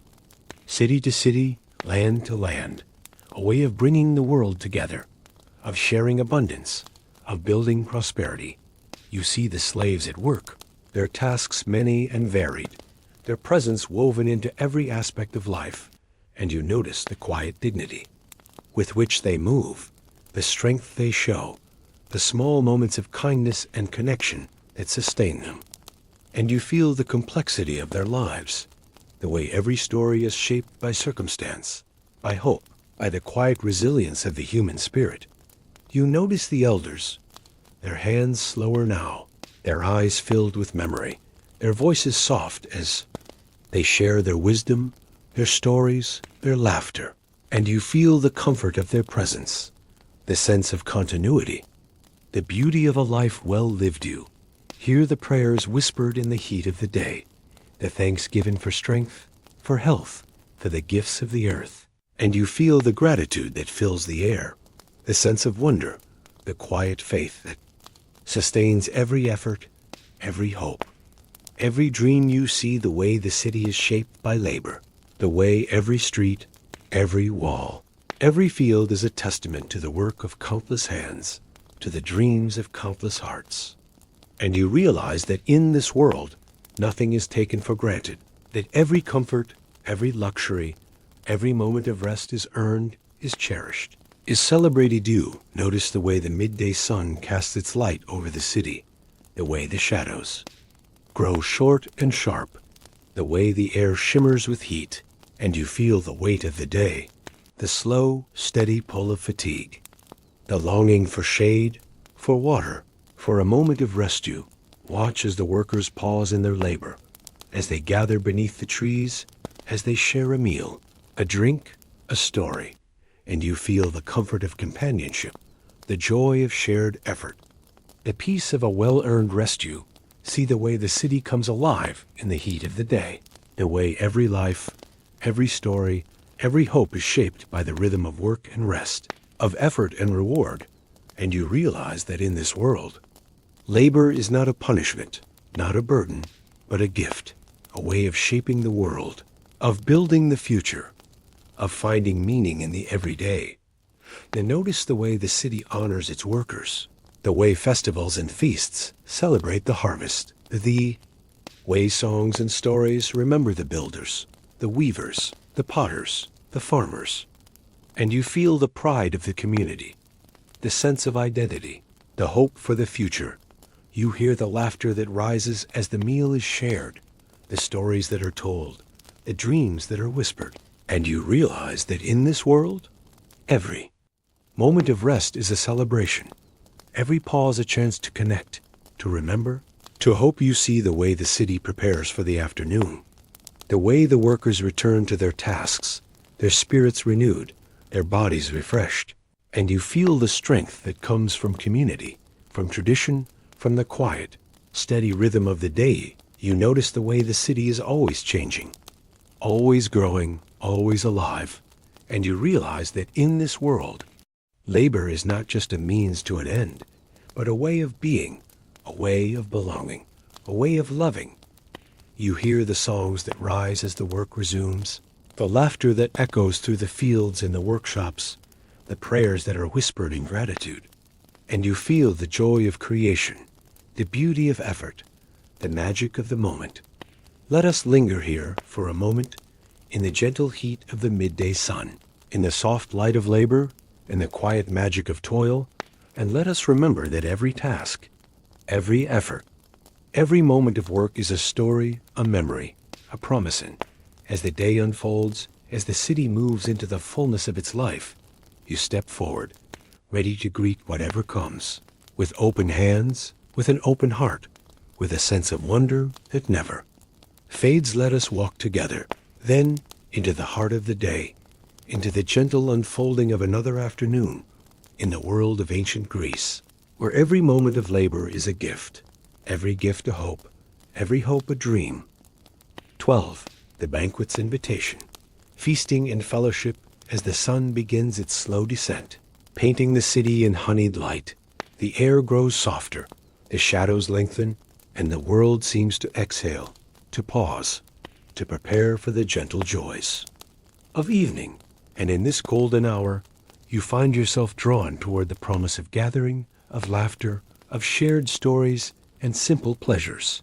For in ancient Greece, the day's labor is crowned not by solitude, but by fellowship. By the invitation to feast, the invitation comes quietly. A word passed from neighbor to neighbor, a smile, a gesture, a gentle tug at the sleeve, and soon the house is alive with anticipation, with the clatter of dishes, the scent of roasting meat, the laughter of children darting between the tables, their eyes bright with excitement, their hands eager to help you watch as the women move through the kitchen, their hands swift and sure, their voices rising in song, their faces glowing with the satisfaction of creation. And you marvel at the transformation, at the way simple ingredients, barley and honey, olives and cheese, figs and herbs, become a feast, a celebration, a memory woven into the fabric of the home. The table is set with care, its surface covered with woven cloth, its edges lined with pottery cups and plates, each one unique, each one a story, a memory, a gift. And as the guests arrive, the room fills with the gentle hum of conversation, with the warmth of welcome, with the quiet joy of belonging. You notice the way the meal begins, not with haste, but with ritual, with the pouring of wine, the offering of thanks, the sharing of bread, and you feel the comfort of tradition, the sense of connection, the beauty of a moment set apart from the rush of the day. The food is simple, yet abundant, a reflection of the land and the season, of the hands that have tended the fields and the flocks. And you savor each bite, the sweetness of honey, the salt of olives, the tang of cheese, the warmth of fresh bread. And you realize that in this world, every meal is a celebration, every bite a blessing, every table a place of grace. You hear the laughter that rises as the wine is poured, the stories that are told, the songs that are sung, and you feel the joy of fellowship, the comfort of shared memory, the hope that grows in the company of friends. You watch as the children slip away to play in the courtyard, their laughter echoing in the twilight, their games a reflection of the stories told at the table. And you remember the simple pleasures of youth, the freedom, the wonder, the magic of a world still new. You notice the way the conversation shifts and flows, from the news of the day to the dreams of tomorrow, from the small worries of daily life to the great questions of love and fate. And you realize that in this world, every voice is valued, every story cherished, every hope honored. You see the way the elders are honored, their places at the table marked with care, their words listened to with respect, their laughter celebrated. And you feel the strength of tradition, the comfort of continuity, the beauty of a life well lived. You hear the music that rises as the meal continues, the gentle strumming of a lyre, the soft beat of a drum, the voices joining in song. And you feel the power of music, the way it lifts the spirit, the way it weaves joy into the fabric of the evening, the way it turns a simple meal into a celebration. You watch as the wine flows, as the stories grow bolder, as the laughter grows louder. And you realize that in this world, feasting is not just about food, but about connection, about memory, about the weaving together of lives and hopes and dreams. You notice the way the light changes as the evening deepens, the way the lamps are lit, their flames flickering softly, casting golden shadows on the walls. And you feel the comfort of the gathering, the peace of the moment, the sense of safety and belonging. You see the way the meal ends, not with a rush, but with a gentle winding down, with the sharing of fruit and nuts, with the pouring of a final cup of wine, with the quiet exchange of thanks and blessings. And you realize that in this world, every ending is a beginning, every farewell a promise, every night a hope for the dawn. You hear the prayers offered for health and happiness, for safe journeys and good harvests, for wisdom and courage, and you feel the hope, the longing, the trust that fills these words, the sense that every prayer is heard, every hope cherished, every life valued. You watch as the guests prepare to leave, their faces glowing with the warmth of the evening, their hearts light with laughter, their spirits lifted by the simple magic of fellowship. And you feel the gratitude that lingers in the air, the sense of abundance, the quiet joy of a night well spent.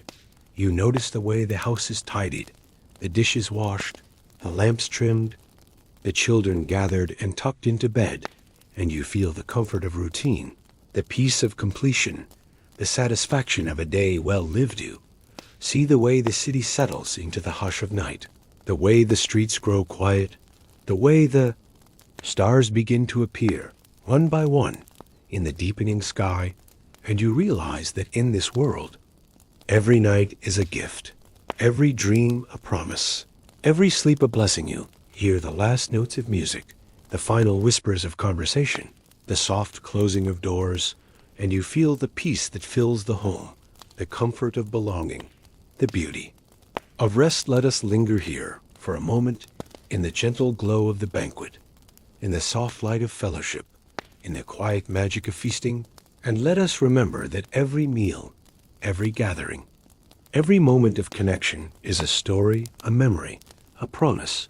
And as the night unfolds, as the city moves into the hush of sleep, you step forward, ready to greet whatever dreams may come, with open hands, with an open heart, with a sense of wonder that never fades. Let us walk together, then into the heart of the evening, into the gentle unfolding of another night, in the world of ancient Greece, where every feast is a celebration, every celebration a hope, every hope a dream. 13. The healer's touch. Medicine and maladies. As the night deepens and the city settles into a hush, you find yourself drawn to the quieter corners of the home, to the places where the gentle art of healing is practiced, where the wisdom of herbs and the comfort of touch are woven into the fabric of daily life, where the healer's hands move with patience and care, and where the mysteries of the body are met with hope, with faith, with the quiet courage of those who seek to mend what is broken. In ancient Greece, the world of medicine is both old and new, shaped by the stories of the gods and the careful observations of the wise, by the traditions passed from mother to daughter, from father to son, and by the slow, steady work of those who watch, who listen, who learn from the world around them.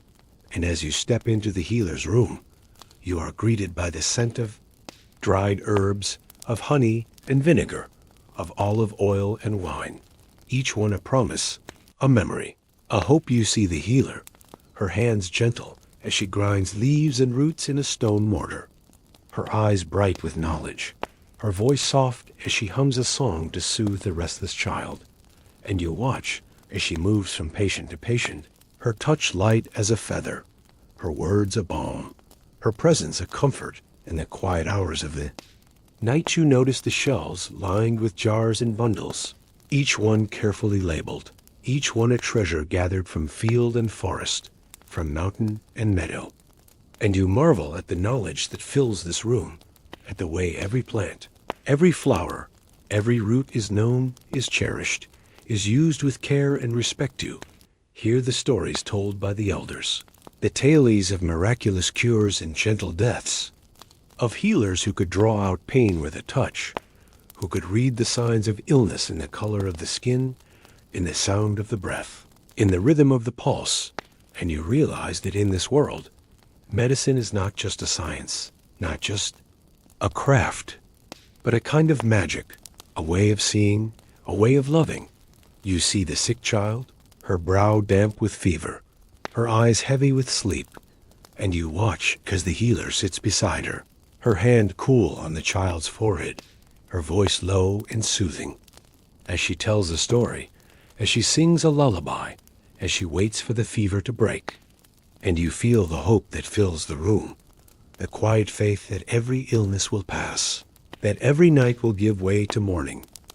You notice the old man, his joints stiff with age, his breath slow and shallow, and you watch as the healer rubs, his limbs with oil, as she wraps his knees in warm cloth, as she listens to his stories, his memories, his dreams, and you feel the comfort of her presence.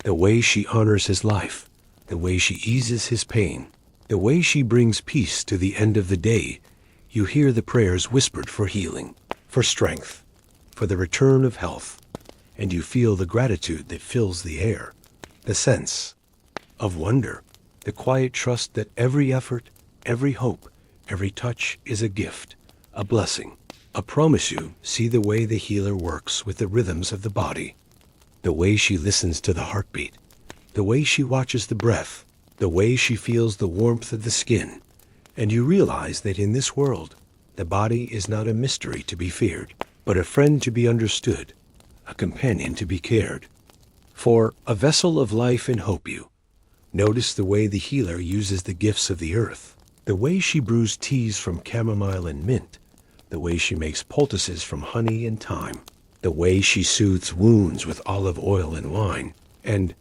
you marvel at the wisdom that comes from observation, from patience, from the quiet study of the world. You hear the laughter that rises as the pain eases, the sigh of relief as the fever breaks, the gentle thanks whispered in the darkness.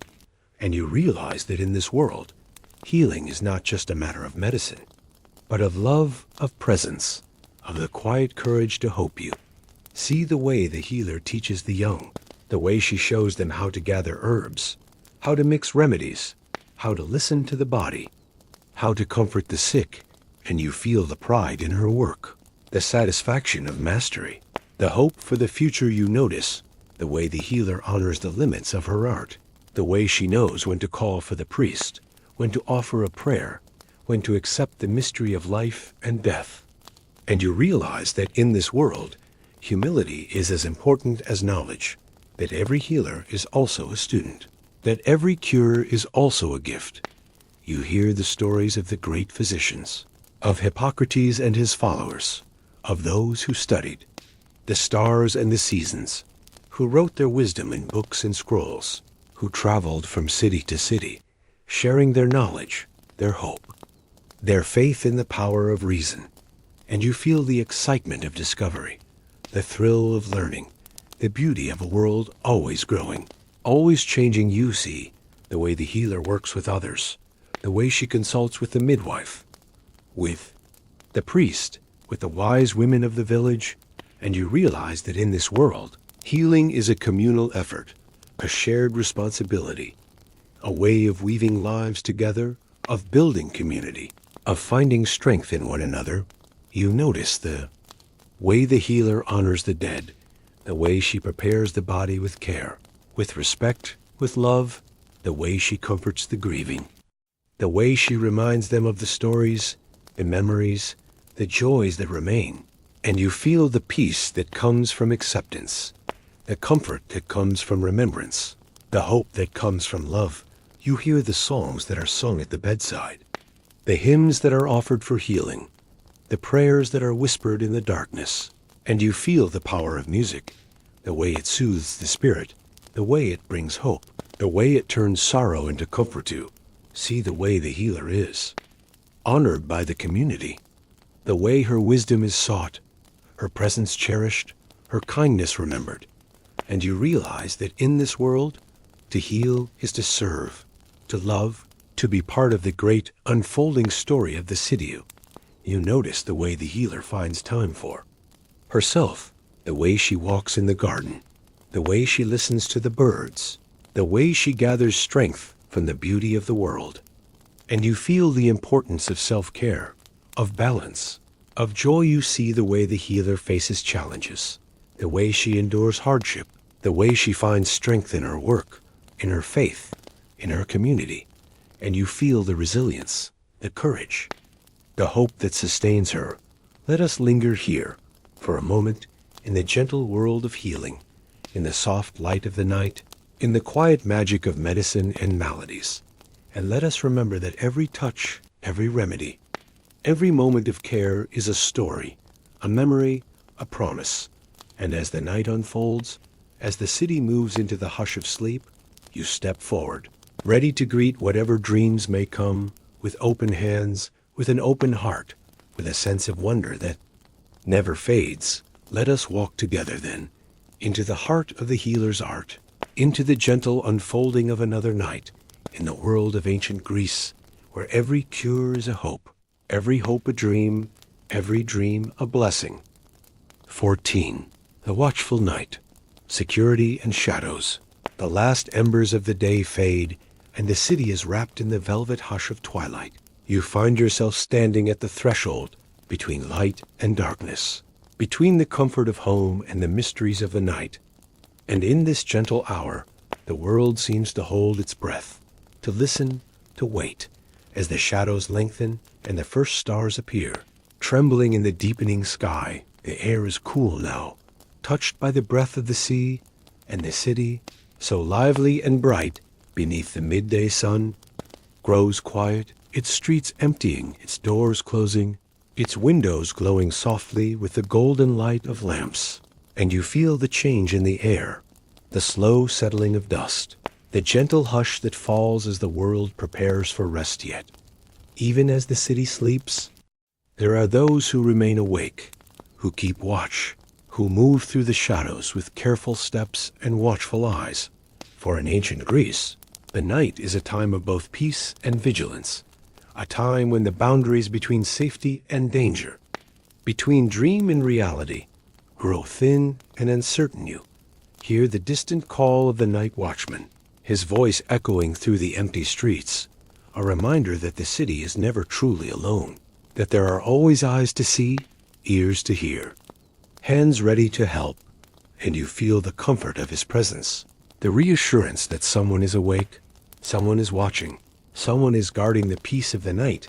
You notice the city walls, tall and strong, their stones cool beneath your hand, their surfaces worn smooth by the touch of countless generations, and you marvel at the care, the effort, the quiet determination that has gone into their making, at the way every stone, every gate, every tower is a promise, a shield, a silent guardian against the unknown. You see the torches that burn at the gates, their flames flickering in the breeze, their light casting long shadows on the ground, and you watch as the guards move from post to post, their armor gleaming in the firelight, their faces calm and steady, their voices low as they share a word, a story, a moment of companionship in the darkness. You hear the soft clatter of sandals on stone, the quiet murmur of voices, the gentle rustle of leaves in the night breeze, and you realize that in this world, the night is not empty, not silent, but filled with life, with movement, with the quiet magic of those who keep watch, who care, who protect you. Notice the dogs that roam the streets, their eyes bright, their ears pricked, their bodies alert to every sound, every scent, and you feel the comfort of their presence, the way they move through the shadows, the way they guard the thresholds, the way they offer a silent warning, a gentle reassurance. You see the cats that slip through the alleys, their movements graceful and silent, their eyes shining in the darkness. And you marvel at their independence, their mystery, their quiet confidence as they move through the world unseen, untouched, unafraid. You hear the distant sound of laughter, the soft music of a lyre drifting from an open window, the gentle murmur of conversation as families gather around the hearth. And you feel the warmth of home, the comfort of belonging, the peace that comes from knowing you are safe, you are loved, you are part of something larger than yourself. You notice the way the city is shaped by the night, the way the streets twist and turn, the way the houses cluster together, the way the walls rise to meet the sky. And you realize that in this world, security is not just a matter of strength, but of community, of trust, of the quiet bonds that hold people together. You see the way the night is honored, the way lamps are lit at every doorway, the way prayers are offered for protection, the way stories are told to chase away fear, and you feel the comfort of ritual, the strength of tradition, the beauty of hope. You hear the stories told by the elders, the tales of heroes who braved the darkness, of gods who watched over the city, of spirits who wandered the night. And you realize that in this world, the night is not just a time of rest, but a time of wonder, a time of imagination, a time of dreams. You notice the way the city prepares for the night, the way doors are barred, the way shutters are closed, the way families gather together, and you feel the comfort of routine, the peace of preparation, the satisfaction of a day well lived. You see the way the night brings people together, the way neighbors check on one another, the way friends share a final cup of wine, the way children are tucked into bed with a kiss and a story. And you realize that in this world, security is not just a matter of walls and guards, but of kindness, of care, of the quiet magic of community. You hear the prayers whispered in the darkness, the thanks given for the safety of the day, the hopes offered for the peace of the night, and you feel the gratitude that fills the air, the sense of wonder, the quiet faith that every night will give way to morning, that every shadow will be chased away by the dawn. You notice the way the city is always changing, always growing, always alive, even in the quiet hours of the night. And you realize that in this world, security is not a destination, but a journey, a path that winds through every life, every home, every heart. You see the way the night is filled with possibility, with dreams, with the gentle unfolding of hope, and you feel the excitement, the anticipation, the sense of wonder that comes from knowing that every night is a new beginning, a new story, a new chance to find peace. You hear the soft footsteps of the watchman as he passes your door, his lantern casting a circle of light on the ground, his voice low as he calls out the hour, and you feel the comfort of his presence, the reassurance that you are not alone, that you are watched over, that you are safe. You notice the way the city is shaped by its fears, the way legends and stories grow in the darkness, the way every creak, every whisper, every shadow becomes a part of the night's tapestry. And you realize that in this world, fear is not an enemy, but a companion, a teacher, a reminder to cherish the light, to honor the bonds of trust. You see the way the night is filled with beauty, with the silver glow of the moon, with the shimmer of stars, with the gentle rustle of leaves in the breeze, and you feel the peace that comes from stillness, the comfort that comes from quiet, the joy that comes from simply being. You hear the songs that are sung to the night, the lullabies that soothe the restless child, the hymns that honor the gods, the stories that are told to chase away fear, and you feel the power of music, the way it weaves hope into the darkness, the way it turns shadows into dreams. You notice the way the city is shaped by its dreams, the way every hope, every wish, every longing is carried into the night, and you realize that in this world, the night is not an end, but a beginning, a time to rest, to heal, to dream. You see the way the city honors its watchmen, the way their names are remembered, their stories told, their courage celebrated, and you feel the pride of the community, the sense of gratitude, the hope for the future. You hear the laughter that rises from the courtyards, the gentle teasing, the shared stories, the quiet joy of companionship. And you realize that in this world, the night is not a time of loneliness, but a time of connection, a time of love, a time of peace. You notice the way the city is shaped by its memories, the way every night is a link in the chain of history, the way every story, every song, every prayer is a thread in the fabric of the city. And you feel the comfort of belonging, the strength of tradition, the beauty of hope. You see the way the night brings rest, the way the body relaxes, the way the mind drifts, the way the heart finds peace. And you realize that in this world, rest is not a luxury, but a necessity, a gift, a blessing. You hear the soft breathing of those you love, the gentle rhythm of sleep, the quiet promise of dreams, and you feel the comfort of home, the peace of the night, the hope of the dawn. Let us linger here for a moment, in the gentle world of the watchful night, in the soft light of the stars, in the quiet magic of security and shadows. And let us remember that every night, every shadow, every moment of rest is a story, a memory, a promise, And as the night unfolds, as the city moves into the hush of sleep, you step forward, ready to greet whatever dreams may come, with open hands, with an open heart, with a sense of wonder that never fades. Let us walk together then, into the heart of the night, into the gentle unfolding of another dream, in the world of ancient Greece, where every shadow is a blessing, every blessing a hope, every hope a dream. 15. The dreamer's rest. Sleep and the world beyond the city, now wrapped in the deep velvet of night, breathes softly, its streets hushed, its courtyards still, its rooftops silvered by the gentle light of the moon. And as you move through the quiet rooms of your home, you feel the world settling, the last embers of the hearth glowing faintly, the air cool and sweet, the hush of sleep calling softly, inviting you to surrender to rest, to dreams, to the mysteries of the world beyond. You notice the way the house is prepared for the night, the doors barred, the lamps trimmed, the beds made ready with care, and you feel the comfort of routine, the peace of familiar gestures, the gentle assurance that all is well, that the day's labors are done, that the night belongs to rest.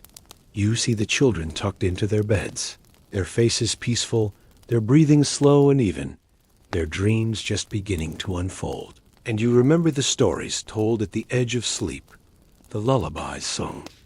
In the softest voice, the gentle touch of a hand smoothing a brow, and you feel the love that fills the room, the hope that every dream will be sweet, that every fear will be chased away by the light of morning. You hear the quiet murmur of prayers, the thanksgiving for the gifts of the day, the hopes whispered for the safety of the night, the wishes sent out into the darkness like tiny lanterns. And you sense the comfort that comes from faith, from tradition, from the belief that the world is watched over, that every soul is cherished, that every dream is a promise. Notice the way the city sleeps, the way the sounds of the day fade into silence, the way the shadows grow soft and gentle, the way the air is filled with the scent of lavender and clean linen, and you feel the peace that comes from stillness, the comfort that comes from quiet, the joy that comes from simply being. You see the elders resting in their beds, their faces lined with years, their eyes closed in dreams, their hands folded gently on their chests. And you feel the comfort of memory, the strength of tradition, the beauty of a life well lived. You hear the soft breathing of those you love, the gentle rhythm of sleep, the quiet promise of dreams, and you realize that in this world, rest is not just a necessity, but a blessing, a gift, a time to heal, to hope, to dream. You notice the way the night is honored, the way the gods of sleep are invoked, the way offerings are made to Morpheus, the shaper of dreams, to Hypnos, the gentle bringer of rest, and you feel the comfort of ritual, the strength of belief, the beauty of hope. You see the way the world changes in sleep, the way the boundaries between waking and dreaming grow thin, the way the mind drifts, the way the heart finds peace. And you realize that in this world, dreams are not just stories, not just shadows, but messages, omens, gifts from the world beyond you. Hear the stories told by the elders, the tales of dreams that foretold the future, of visions that brought comfort, of nightmares that warned of danger. And you feel the wonder that fills the night, the sense of mystery, the quiet magic that lingers in the darkness. You notice the way the city is shaped by its dreams, the way every hope, every wish, every longing is carried into the night. And you realize that in this world, sleep is not an end, but a beginning, a journey, a time to explore, to discover, to become. You see the way the beds are made, the way the blankets are tucked in, the way the pillows are fluffed, and you feel the comfort of care, the peace of preparation, the satisfaction of a day well lived. You hear the songs that are sung to the night, the lullabies that soothe the restless child, the hymns that honor the gods, the stories that are told to chase away fear, and you feel the power of music, way it weaves hope into the darkness, the way it turns shadows into dreams. You notice the way the city is shaped by its memories, the way every night is a link in the chain of history, the way every story, every song, every prayer is a thread in the fabric of the city. And you feel the comfort of belonging, the strength of tradition, the beauty of hope. You see the way the night brings rest, the way the body relaxes, the way the mind drifts, the way the heart finds peace.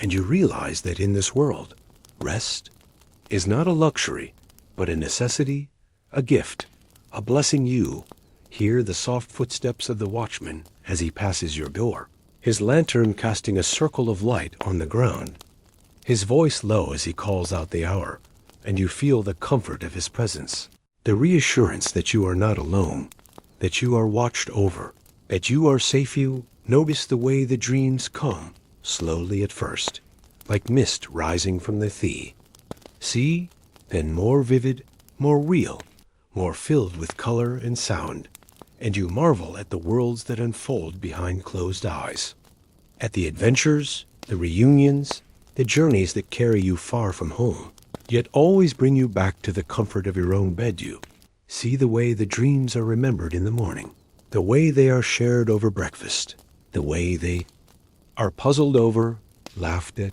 cherished, and you realize that in this world, dreams are not just private, but communal, a way of weaving lives together, of sharing hopes, of building understanding. You hear the stories of those who have traveled in dreams, who have spoken with the gods, who have seen the future, who have found answers to questions, comfort for sorrows, hope for the days to come. And you feel the wonder that fills the night, the sense of possibility, the quiet magic that lingers in the darkness. You notice the way the city is always changing, always growing, always alive, even in the quiet hours of the night. And you realize that in this world, sleep is not a pause, but a part of the great, unfolding story of the city. You see the way the night brings healing, the way wounds close, the way fevers break, the way strength returns. And you feel the gratitude that fills the air, the sense of wonder, the quiet faith that every night will give way to morning, that every shadow will be chased away by the dawn. You hear the laughter that rises from the courtyards, the gentle teasing, the shared stories, the quiet joy of companionship. And you realize that in this world, the night is not a time of loneliness, but a time of connection, a time of love, a time of peace. You notice the way the city is shaped by its dreams, the way every hope, every wish, every longing is carried into the night. And you realize that in this world, the night is not an end, but a beginning, a time to rest, to heal, to dream. You see the way the city honors its dreamers, the way their stories are remembered, their visions cherished, their hopes celebrated. And you feel the pride of the community, the sense of gratitude, the hope for the future. You hear the soft breathing of those you love, the gentle rhythm of sleep, the quiet promise of dreams. And you feel the comfort of home, the peace of the night, the hope of the dawn. Let us linger here for a moment, in the gentle world of the dreamer's rest, in the soft light of the stars, in the quiet magic of sleep and the world beyond. And let us remember that every night, every dream, every moment of rest is a story, a memory, a promise. And as the night unfolds, as the city moves into the hush of sleep, you step forward, ready to greet whatever dreams may come, with open hands, with an open heart, with a sense of wonder that never fades. Let us walk together, then into the heart of the night, into the gentle unfolding of another dream in the world of ancient Greece, where every rest is a blessing, every blessing a hope, every hope a dream. And so, as the last dreams of the night drift quietly through the ancient city, and the first light of dawn begins to touch the rooftops, our journey through a day in ancient Greece comes to a gentle close. May you carry with you the peace of these old streets, the warmth of shared stories, and the quiet wonder of lives lived long ago. If you found comfort in these tales, or if you learned something new. I invite you to join me again. Subscribe for more gentle journeys into the forgotten corners of history. Leave a comment with your thoughts or your own dreams of the past. And until we meet again, may your nights be restful, your dreams be kind, and your heart always open to the stories that time has left behind. Good night, and thank you for listening.